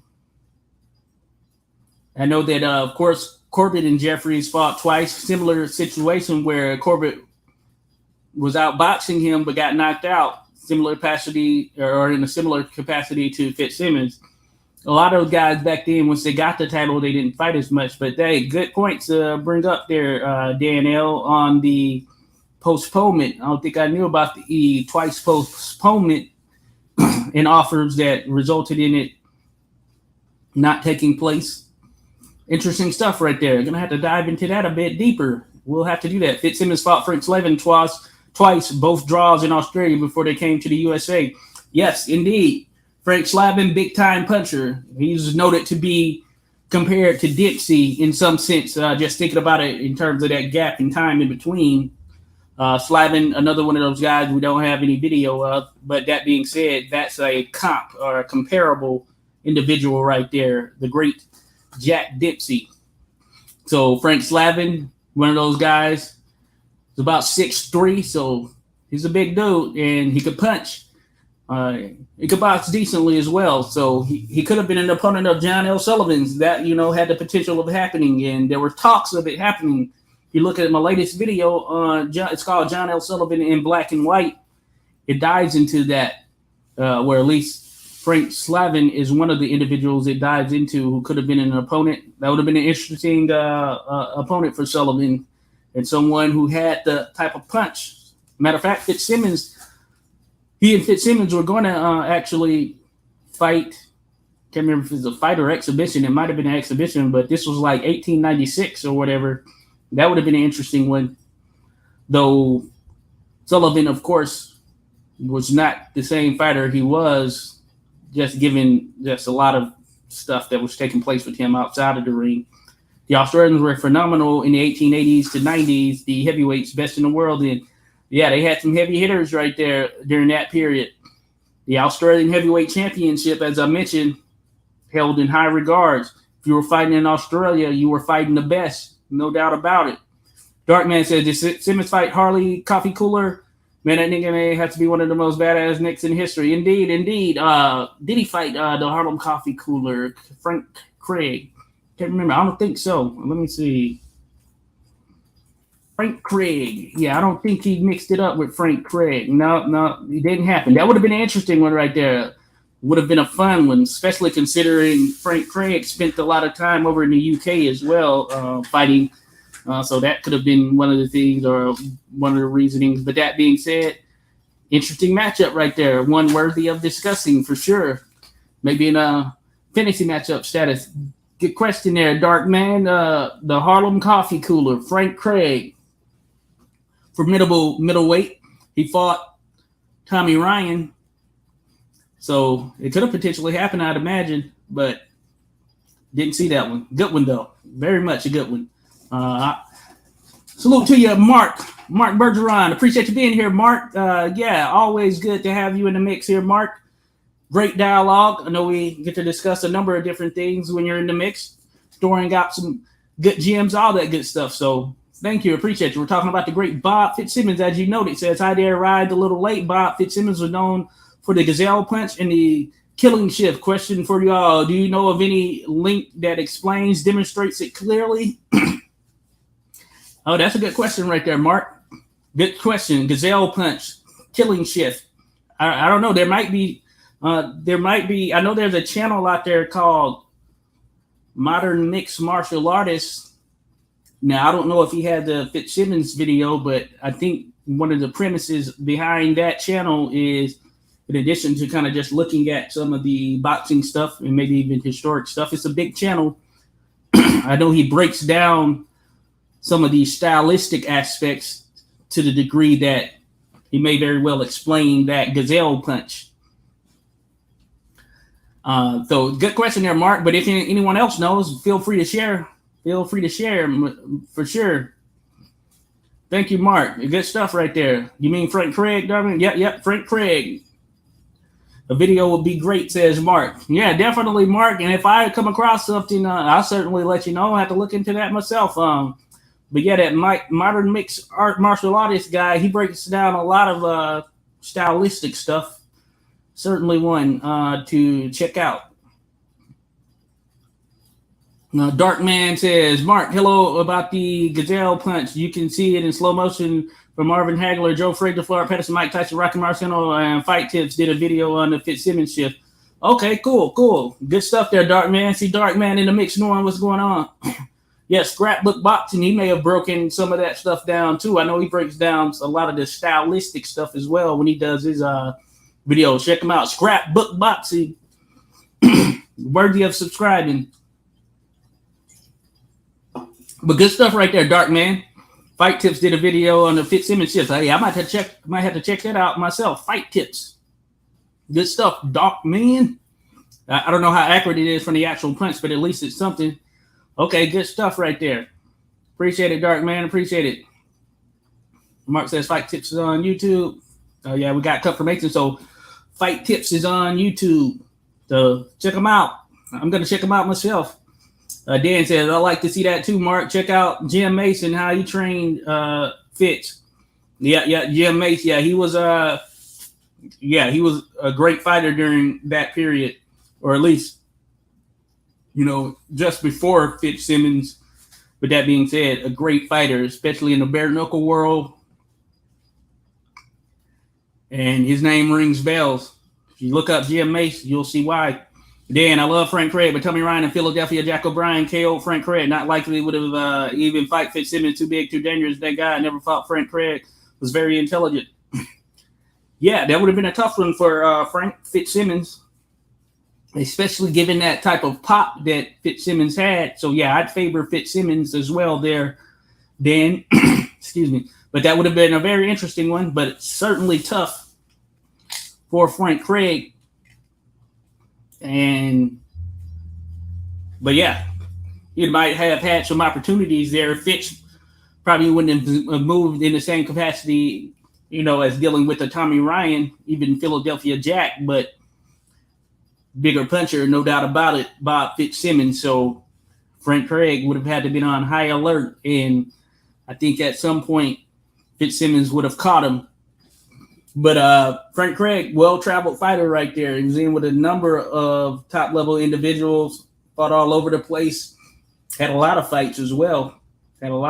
So he had some good experience. But, yeah, Fitz, that game-changing power that would have made it tough right there for him to be standing at the end of the bell. But, as we mentioned, we're talking about the great Bob Fitzsimmons. So, in addition, even as he got later into his career, as mentioned, also in 1903. I guess it's worth noting, 1903. As a matter of fact, this was on October 14th, 1903. So Bob Fitzsimmons traveled to Philadelphia, Pennsylvania, and he took on the human punching bag. I guess you could say it was kind of barbaric. Joe Grimm. If you don't know Joe Grimm, check out the channel. There's a video called Joe Grimm, the human punching bag. It was initially called the Barbaric Career, but he was one of these guys who was freakishly toughest boxer in history, I guess you can argue. But in Philadelphia is where he pretty much fought the majority of his career. I think he fought outside of there a few times. Oh, yeah, he did go overseas, I remember. But the majority of his fight, we're talking plus 100, they took place in Philadelphia, and he was known to be able to take an ungodly amount of punishment. And the promoters would have the top fighters, some of the biggest punchers in the sport's history, come through and try to knock Joe Grimm out, which in most cases they were unsuccessful. I think he was only stopped twice in those 100 plus fights, 150 plus fights, I believe it was. And one of them was Bob Fitzsimmons. Fitzsimmons beat the crap out of him, left him bloody, bruised, and beaten. But at the end of the 6 rounds, I think they typically went 6 rounds, Fitzsimmons was still standing, or Joe Grimm was still standing. And Fitzsimmons, even being the big puncher that he was unable to knock out Joe Grimm. Joe Gaines couldn't knock out Joe Grimm. There were others who just beat the absolute crap out of him that could not knock this man out. It was very barbaric in some sense. I even note such at the back end of the video. Worthy of checking out. Joe Grimm, the Iron Man. He's the Iron Man of boxing. But yeah, that was crazy right there. But Fitch couldn't knock him out. So that's another one that happened in 1903. I guess I wanted to note. Dark Man, Kid McCoy fought Fitzsimmons. It would be a clash. You're asking if he did. It would be a clash of the slashy corkscrew punches against the Blacksmith power and shoulder punches. Yeah, that would be an interesting one right there. That would certainly be an interesting one. Charles Kid McCoy, one of the great middleweights in history. Certainly mix it up with Tommy Ryan. Matter of fact, the first man to defeat Tommy Ryan. Him and Fitzsimmons, that would be an interesting contest for sure. Fitzsimmons, that power, I think, would see him through in some capacity. But McCoy could box, without a doubt. He could certainly box. And he had some decent pop himself. I do think that Fitzsimmons could have weathered whatever storm. And I think the power would have been the game changer on Fitzsimmons' side to really alter things. But I guess you could say that about any Fitzsimmons fight because he's one of those men known for power. But they match up very well size-wise. So it would have been an interesting contest for sure. Fitzsimmons versus Charles Kid McCoy. I had to dive into that a deep bit. And Charles Kid McCoy, very experienced fighter. He was in with some of the best that the history has seen. I'd favor Fitzsimmons as mentioned, but McCoy, I think he'd make it a pretty solid fight. Certainly. Then Mace trained Fitzsimmons took extra time because of Fitzsimmons' power and taught Fitzsimmons the twist and pivot death stance. Okay, good stuff right there, Dan. Good stuff right there, yeah. Jim Mace. I mentioned earlier in the broadcast that Jim Mace went down. Jim Mace went down to Australia, New Zealand. He had these tournaments that he was hosting. I remember Fitzsimmons winning. I believe he won 2 of these tournaments. I know for sure he won 1, but if I recall correctly, just thinking about when I made the Fitzsimmons video, which was, I guess, 2 years ago now, I believe it was like two of these tournaments that he won. And, of course, that's where, you have that type of power that ultimately Fitzsimmons had. People start to take notice, and we saw what he was able to do in his career. Alexander Campbell, thanks for dropping in, Alex. Salute to you, Alex. Always great to have you in. Always great to chat, for sure. Alex says, Jim Mace also trained Herbert Slade for the Sullivan fight. Yeah, Sullivan called Fitzsimmons a fighting machine of stilts. Good stuff. Yeah, Herbert Slade, another New Zealander there. They had brought in to face Sullivan. They thought he would be a great opponent, but there's really, I guess, no contest for Sullivan. That being said, Slade, he was considered to be a pretty decent boxer, decent opponent at that particular time. I guess he didn't reach that height and potential, but certainly someone who had potential. But he still had a, I guess you can say, decent career. All things considered. But yeah, Sullivan was able to get him out of there. Herbert Slade. Good stuff right there, Alex. Thanks for sharing. For sure. Some good gems and nuggets dropped there. Dan says his regards as well. Dan says, I think McCoy and Tommy Ryan are two of the greatest ever, top, but they didn't seem to want a piece of the killers. Indeed. Yeah, Tommy Ryan actually, after Fitzsimmons vacated the middleweight title, that's when Tommy Ryan jumped on it. Now, Tommy Ryan, he never was a big middleweight, realistically, and he came from welterweight, of course. And we know that Fitzsimmons, he came from, there are some accounts of him fighting at 140-something, so he wasn't a huge guy at middleweight either. But that being said, they never did fight. The potential could have been there, but, of course, Fitzsimmons would go on to traverse the weights a bit quicker. And, of course, when he went up to win the heavyweight title, did big things from there. But, yeah, he and Tommy Ryan never got a chance to match up. It would have been interesting, though. That would have been a very interesting one. Good point there, Dan. But, yeah, I think that power of Fitzsimmons, it was always going to be tough for any of those guys to deal with. Anyone during that period. And that's not just even at middleweight. You think about the light heavyweights and even heavyweight. So if you're a smaller guy, as far as you're coming up from welterweight and you got to go through Fitzsimmons to get that middleweight title, then yeah, maybe that's not something you want to necessarily do. But I guess if you push it in the corner and have to jump in there, you can see what it does. Tommy Ryan, one of the greats, great footwork, great boxer, elite level of skill set. He could work from the outside. He can mix it up on the inside, but certainly elite level skill set on the outside, working behind the jab. Could throw all of the punches that you can expect of a fighter, but it would have been tough. Getting cracked by Fitzsimmons would have been tough, and he wasn't a guy you could just get out of there. Even Tommy Ryan, but Fitzsimmons just had that type of pop. And who knows at that particular time if he would have had to take on Fitzsimmons to win the middleweight title, because, again, Fitzsimmons vacated it. I don't know. Might not have quite went that same way. His career, it might look a little different. Will's Box 92. Salute to you, Will's Box 92. Will's BX. Appreciate you dropping in. Appreciate you always. Great sharing some dialogue and all that good stuff. Love to have you here. Thank you. So this is when they used to fight 100 rounds. Certainly.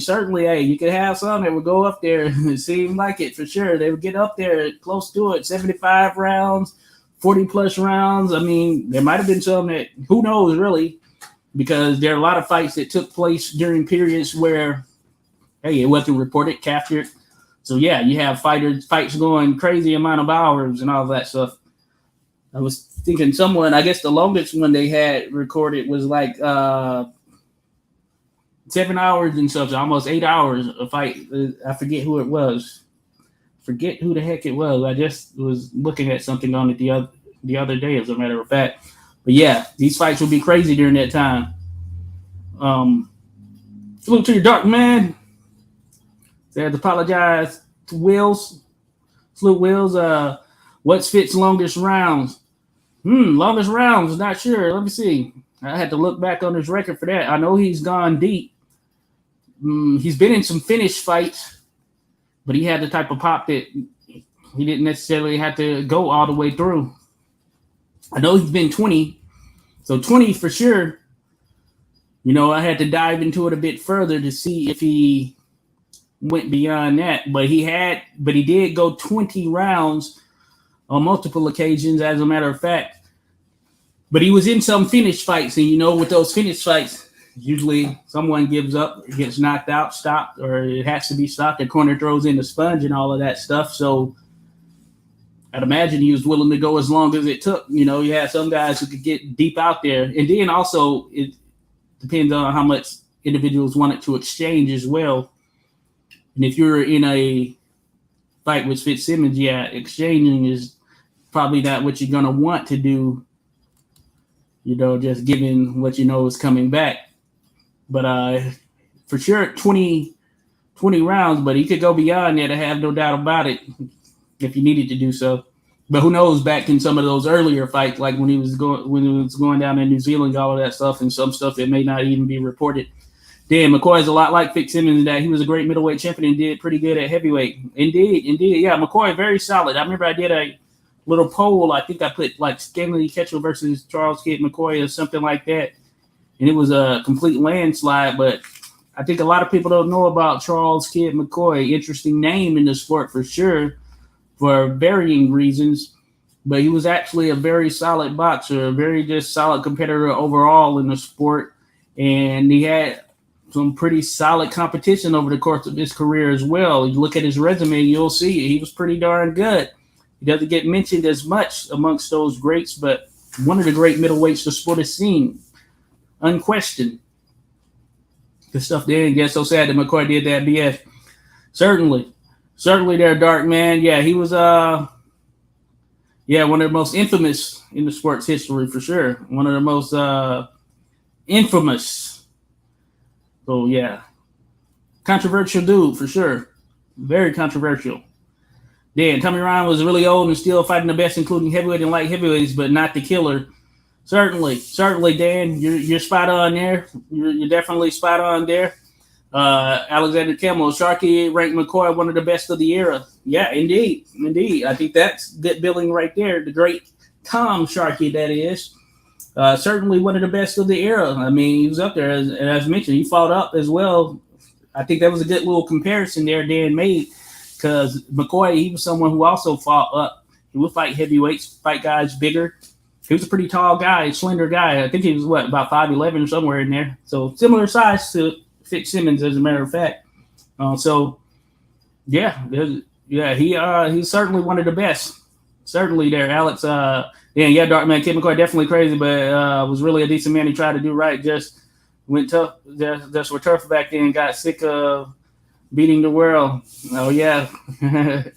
Yeah, he was, crazy. Yeah, little... Hey, that's why I ate.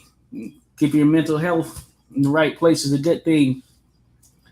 That's a good thing, you know, because, it's crazy situations there. McCoy, certainly infamous. Without the time, he decided to check out. Yeah, you can say he checked out for sure. There, Dan certainly checked out. Dominant great champion. He had his he was pretty solid in his time for sure. Darkman, I wonder how they did to have the cardio lasting all those 40, 60, 80 rounds of shadow boxing or sparring or other exercises, full power a lot of times, slowing the rhythm or any other trick. Yeah, they were putting in work back then. Now, sometimes some of the fights, it wasn't always the case. Some of the fights would be drawn out because there wasn't as much sustained action. But you see in the case of battling Nelson Joe Gans, the video we have, those guys were going at it. You know, and that was a 42-rounder, at least in that second fight, maybe. I think it was the second fight. And they were just battling it out in the hot sun. So those guys are just different. I think part of it was inherently they were just tough. And Dan, you're just thinking in the same direction I was going. Dan says men were much stronger back then. So I was about to lean in that same direction. And I think it was just inherently they were just tough back then. It was just tough. It was the time. They had to do what was required of them.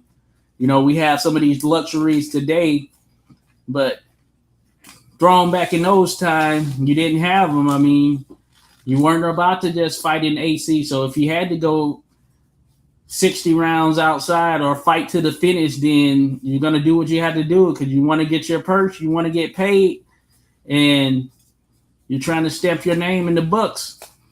And that's what they had to do back then. Just a tough breed of individuals. It's different. There's no question that they were tougher back then. You can say tougher, stronger. You look at the capabilities they had versus what we have now. There are too many luxuries that just change and alter the mindset. They alter an individual, alter a man. And I'd imagine if you went further and further back, you'd have some saying a similar thing, even of these guys. But you just look at how they fought, or at least the conditions they fought in, what they had to go through. Certainly different.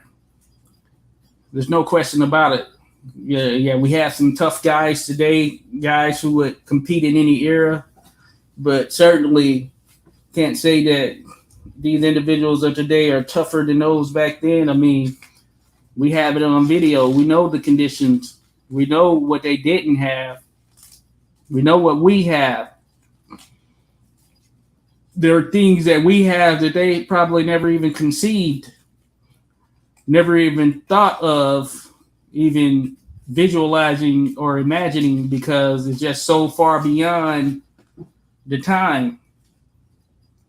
You just think about it, especially technologically. You had some individuals back then, from a scientific perspective, who were thinking and trying to visualize what may be down the road, but to think of where we stood now, the leaps and bounds in technology, to think that the first iPhone came out in 2010, we're in 2023. Just think of the conditions back then, like they wouldn't even to have conceived some of these things that we have the luxury of today. So yeah, tougher men, tougher individuals, just tougher in general, tougher women, all of that stuff, just tougher humans. You just had to get through that. You had to go through that. Now, I'm appreciative of all of these luxuries that we have. You know, I appreciate it. And I salute those individuals who came before us. That's why I'm a fan of the history. Got to show them their love. That's why we need to show these individuals their love. We have so many luxuries. We get to sit here and talk about these great fighters. They had to live through it. They couldn't see their work done. They didn't have video. You think about that. You fight, you put in all of this work. Okay, you had some newspaper media or whatever.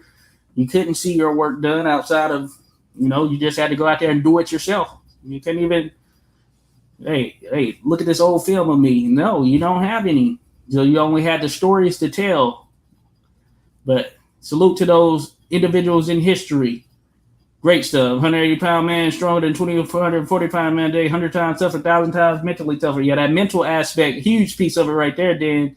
Huge piece of it. Yeah, Dartman said, yeah, it seems that processed food, new time, luxury, lack of exercise, and low testosterone and other things affecting us. We honor ourselves, our loved ones, and the men of the past. Certainly, salute to them. That's why, we're fans of the history. Those guys and gals went through some things, for sure. They did hard physical work. A man at age 4 or 5, left home at 13, fighting pro at 14, 15. Yeah, think about that. Yeah, Les Darty, who did the little live on, he turned pro at 15. He was fighting grown men. You either win or learn to win. We must be the strongest and best version of ourselves, guys. Oh, yeah, certainly there, Dark Man. We must. We must, without a doubt. You got to stay lean and mean. Hey, got to get to it. You don't love AC and all of those things. See, I like these luxuries, man. Those individuals. That's why I highlight them, show them some love, and give them their respect. Yeah, they had to go through some things.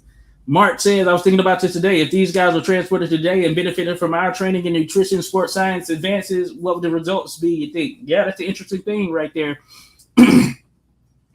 Yeah, I think they see more of the benefits of any of these luxuries that we have. Maybe they don't have to fight twice in 1 week or 3 times in 2 weeks or 6 times in 1 month, because there are some luxuries that were offered. But I think they would see benefits. That's why, it's tough comparing these guys today to those of the past, because we know what they did. We can see And we're going through what these guys are doing, these guys and gals are doing, but we know what they did. We know the conditions, or at least we have it documented. We understand what 92 degrees feels like, or 90 degrees feels like. And we understand it would be tough fighting with no cover, no top cover in 90-degree weather, 80-degree weather, heck, even just in general. We know what that would feel like. At least we can conceive what that would feel like. Like, whew, that's tough right there. So I think, yeah, all the guys of the past would benefit from it, and they'd be just as great, if not better, and in most cases, probably better. Because, yeah, those guys trained back then. You had you had boxers who were very skilled. You could argue even more skilled. So they would be good. There's no doubt about it. There's no doubt, or at least I have no doubt, and I'm sure many others don't either. Alex says more testosterone on men's level due to modern diet, etc., haven't been steadily going down. Yeah, a lot of changes. Yeah, we have a lot of processed food. A lot of things are more convenient for us these days. It wasn't convenient for them back then. Yeah. My groceries, I get them delivered in most cases. As a matter of fact, 99% of the time, they're delivered. Didn't quite have the same luxury then. We have that. We have phones. We have phones that are basically small computers. Insane. Yeah, and as you mentioned, Mark, they fought and fought and fought. They fought nonstop. In most cases, no breaks. When you went to a town, and just think about that, you had to fight, multiple fights in a town or area because it took you so long to get there. If you were going across country, if you're going from the East Coast to California, we can get there now, quick amount of time. Say if I was coming from the East Coast of the U.S. to the West Coast of the U.S., I could get there, fight, you come back the same night if I wanted to, With that being said, these guys, it take them a good long period of time. Just think about them going to the likes of an Australia. They had to go there by boat, take them months to get there. Then you have to stay there and do a bunch of fighting and take the trip back. Today it's a long trip, but our long trip compared to their long trip, not even comparable. Not even comparable. And you're right there, Mark. Good stuff. You can't buy that type of experience. That's the thing about those fighters of the past. The level of experience that they have, you cannot buy it. If someone fought 100, 200, 300 plus times or more, 400 plus times, you can't buy that experience. You have to go through it. You just had to go through it, and they went through it. And Darkman says, and sadly, in some cases, the situation of a person can influence a lot. In this, more or less, for example, my good friend and brother, from another mother, had a lot of issues and couldn't train frequently. But when he had a chance, he does. It's very tough. SOB 1.90 centimeters, and like 92 kegs or kilograms. With Sonny Liston like hands and very good muscular physique, no one wants fist business with him. Yeah, it's like that. Certainly, yeah. You see it on the amateur side as well. You can come there and then your fight's canceled and all that stuff, and that's tough. Sonny McHugh, in the interview I did with him, he was talking about that, putting in that work, then showing up, and your opponent doesn't fight, or your opponent doesn't show up, and then you've done it and you can't even fight. That's why some go pro and they don't. The amateur side can be a grind just trying to get to it. So yeah, think about those guys back then. I mean, you had to put in that work and fight. That's how you ate. That's why they were doing it often and stayed in that mode. Dan said Stanley Ketchell's a good example. Left home at 12, rode rails to Butte, Montana, and immediately became a bouncer, beating up full-grown men. Bad MF'er. Yes, sir. Stanley Ketchell, another one of those big punchers. Hey, he learned to fight. He had no choice but to fight. Can't put the average kid in those types of situations, at least these days. Just tough, Then Fitzsimmons was fighting as a very young lad. Also bare knuckle fights for yeah. Even after winning all these titles, he fought 300 exhibitions, not included in his record. Certainly fights not included there. That's one of the things we always mention with these older boxers, especially dating back to this time period. Not all these records are 100% accurate, especially when you factor in, like as Dan mentioned, the exhibitions. Then even fights that were kind of off the table, off the books, where for a litany of reasons you didn't want them recorded or didn't need them recorded, or it wasn't even about the record piece of it. It was about the financial piece of it. So, yeah, you think about that. Different times bred a different individual for sure. Different individuals. Was it Battle Levitsky who fought 3 times in a day? Actually, there were some others who did that as well. Fought multiple times in a particular day, multiple fights. Even Harry Lewis, he was one that participated in those. I know fighting twice in a day. Could have been 3 times. But yeah, I wouldn't be surprised with battling Levitsky if he was one of them there, Mark. Yeah, he's one of those individuals who had, like, in terms of what we have, like, on the box record and all that stuff, 300 fights, somewhere around there, 300 plus fights. I think he has 200 and something wins. He's one of those 200 and something wins. You think about that. That's just wins. And then think about all the fights that weren't official fights, like exhibitions, things of that nature. Who knows? He's in that crazy range. They said Jimmy Wow had a reported 800 fights. All of them aren't captured on his record. You'll see that he had 100 and something, or maybe 200 in that 200 range. But it's estimated he had 800 or more fights. He would fight at these little carnivals and festivals, these type things. Some of these other boxers would do that as well. They would have these little side of the street type things. You think about even some of the stories with some of these boxers where, hey, you could fight for a nickel or something like that during that day.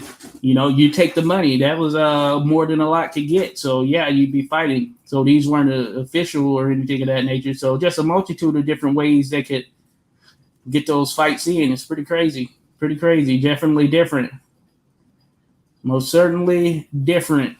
Then a lot of guys, hard guys, sometimes make mistakes. Some just don't get the break. Certainly, yeah. Fitzsimmons fought until his 50. Yeah. He was well past it by the time he officially hung it up from boxing perspective, or at least being at that level. But yeah, these guys, they still go on doing exhibitions and all that stuff. I mentioned Jim Mason, Professor Mike Donovan having an exhibition in their 50s. Hey, but fighting was their trade. They were built for it.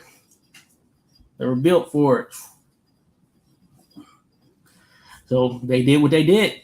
Darkman said, yeah, Stanley Ketchel and Mickey Walker, 2 tough cookies. Yes, indeed. The toy bulldog.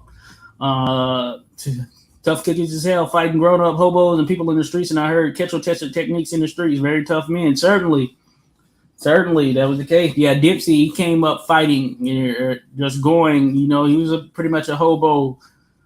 Took trains here or there. Did what he had to do to make money. You'd fight in the back of a saloon.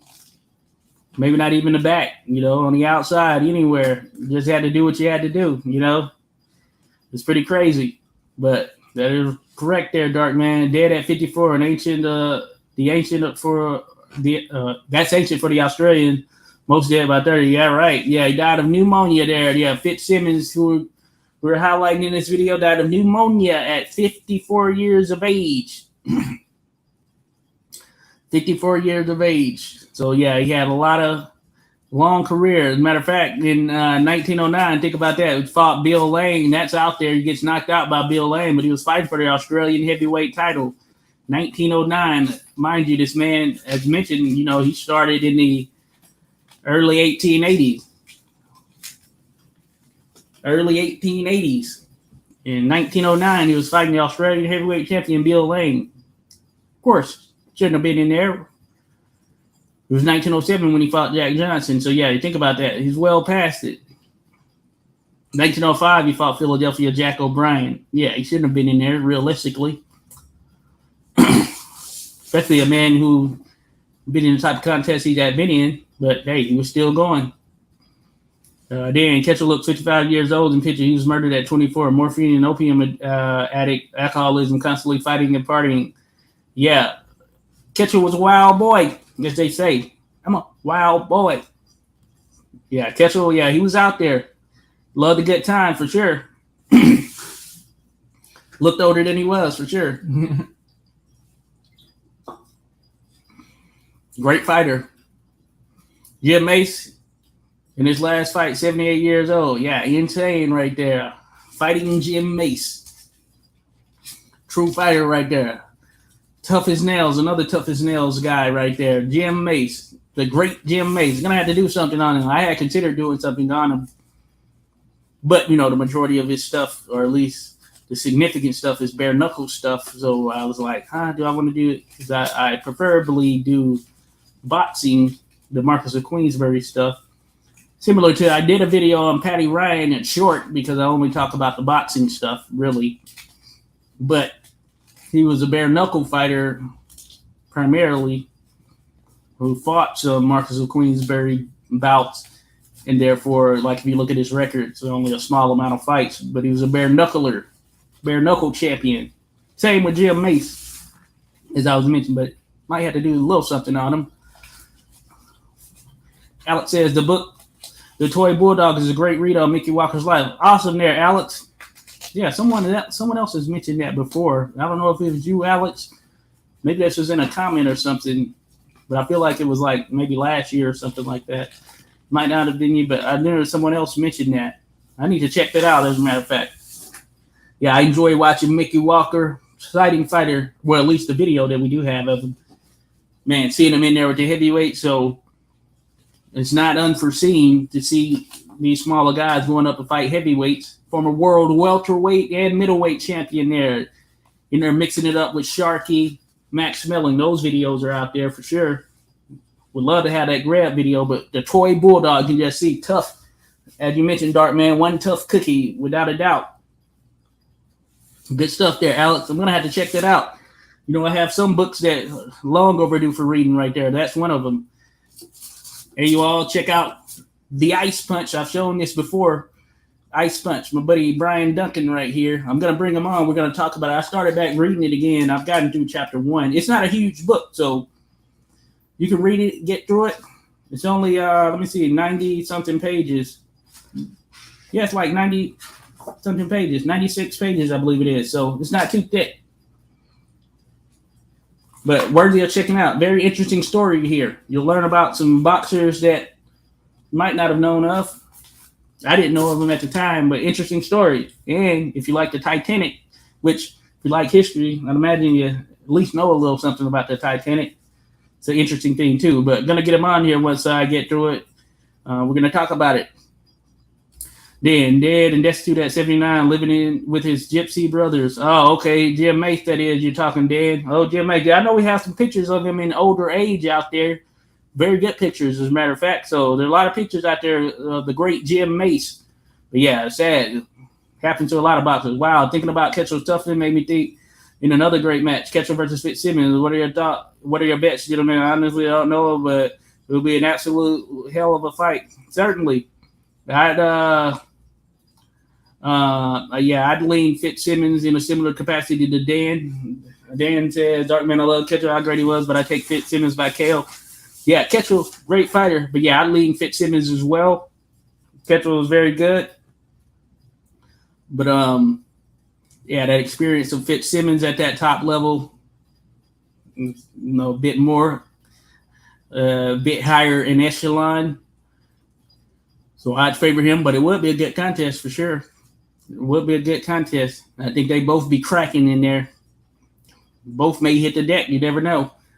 But in the pantheon of great punchers, while Ketchel is a great puncher, and you can say a great puncher in history, that punch doesn't rate above the great Bob Fitzsimmons, in my opinion. Yeah, bad dude there, Dan, that you mentioned. Mark says, just wanted to add that Fitzsimmons was heavily referenced in the U.S. Marine head-to-head combat manual of its time, written by Colonel Drexel Biddle. Awesome there, Mark. Semper Fi. I feel like I should have known that. As a Marine, that might be something we need to still reference here today. I need to check that out. That's good stuff there, Mark. Dropping us some gems. Yeah, I didn't know of that. That's pretty awesome. What better to go with than the great Fitz giving you those tips? Bayonet for hands. Thanks, Mark, for sharing that. Gems, folks, we get those here. Darkman, yeah, I see it's more possible due to Fitzsimmons' experience. Certainly. Wow, really interesting, Mark. Yeah, I agree that. Yeah, thanks for sharing that, Mark. Head-to-head combat manual. I'm going to have to check that out.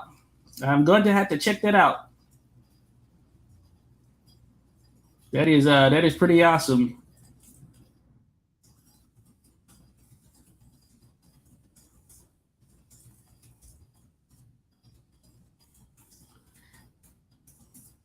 I will have to check it out. But that is good stuff. That is good.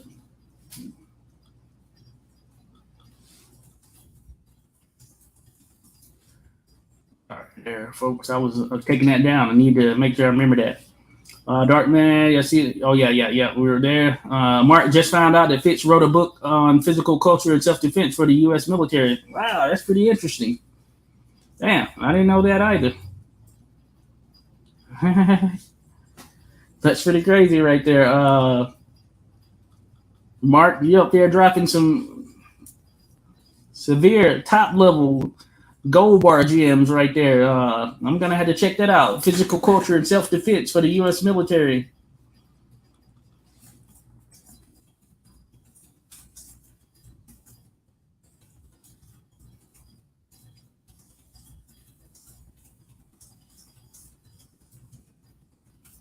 Gonna check that out as well. This is insane. Yeah, it's out there too. Wow, this is out there. Hey, I'm gonna check those out. Appreciate you dropping that, Mark. Hey, feel free anytime you drop some of those gems right there. Of course, he's not the only former champion who wrote such a book. But yeah, gotcha. Yeah. I've seen the variant champions over the course of history who have been in there training with the military or working with them in some capacity. I know Corbett was doing some stuff, and they had him in some of the training videos and things. Of course, we know Joe Louis. But yeah, as far as all the books, I don't know all of them, but that's pretty dope. Pretty darn dope. Once again, Fitzsimmons, the only man to brutalize everyone from middleweight to heavyweight, really brutalized the heavyweights bad and in a great era. He was old. Certainly, they're dead. Certainly, there's no denying that. No denying that for sure. Darkman says, I saw boxing with for Joe Frazier, Patterson, Dempsey, Corbett, and I think of Terry McGovern. Terrible Terry. Awesome stuff there, Darkman. Not an innocent lad. Oh, yeah, certainly. Hey, certainly. None of us, I guess you can say. Mark said, Do or Die is the title of the Biddle book. Okay, cool. Good stuff there, Mark. Do or Die. I didn't know about Corbett. Okay, cool. Thanks. No, that's good stuff right there, folks. We're getting some of these awesome books. Hey, it's always, you can find a lot about history through some of the books and things that are out there as well. It takes a little bit more time for some, especially in this age of technology, but hey, we have a lot of good stuff out there, and certainly worthy of checking out. But cool. Good stuff. The Dempsey manual is great. Use it officially in World War II, and the martial artists try tactics on YouTube. They work.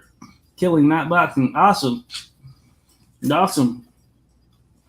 Alexander says the YouTube channel Legends of Boxings in Color has a lot of great 20s, 30s footage, even some Ketchel, Langford, etc. The silent films seem to have a correct projection speed. I believe the Corbett. Yeah, that'd be awesome one to check out. Legends of Boxing. Yeah, I know what you're talking about. Yeah, I know what you're talking about. Legends of Boxing in Color, worth checking out. Smooth Legends is another one. He does a lot of the videos. They're in black and white. He doesn't colorize them, but he fixes the frame rates, and they become high def.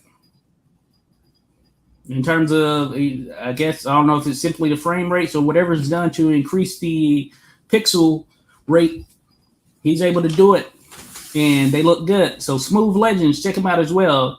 Then Legends of Boxing Color, yeah, they put out a bunch of the videos, some of them redone. I put out a color. I know how to do it. Colorized videos.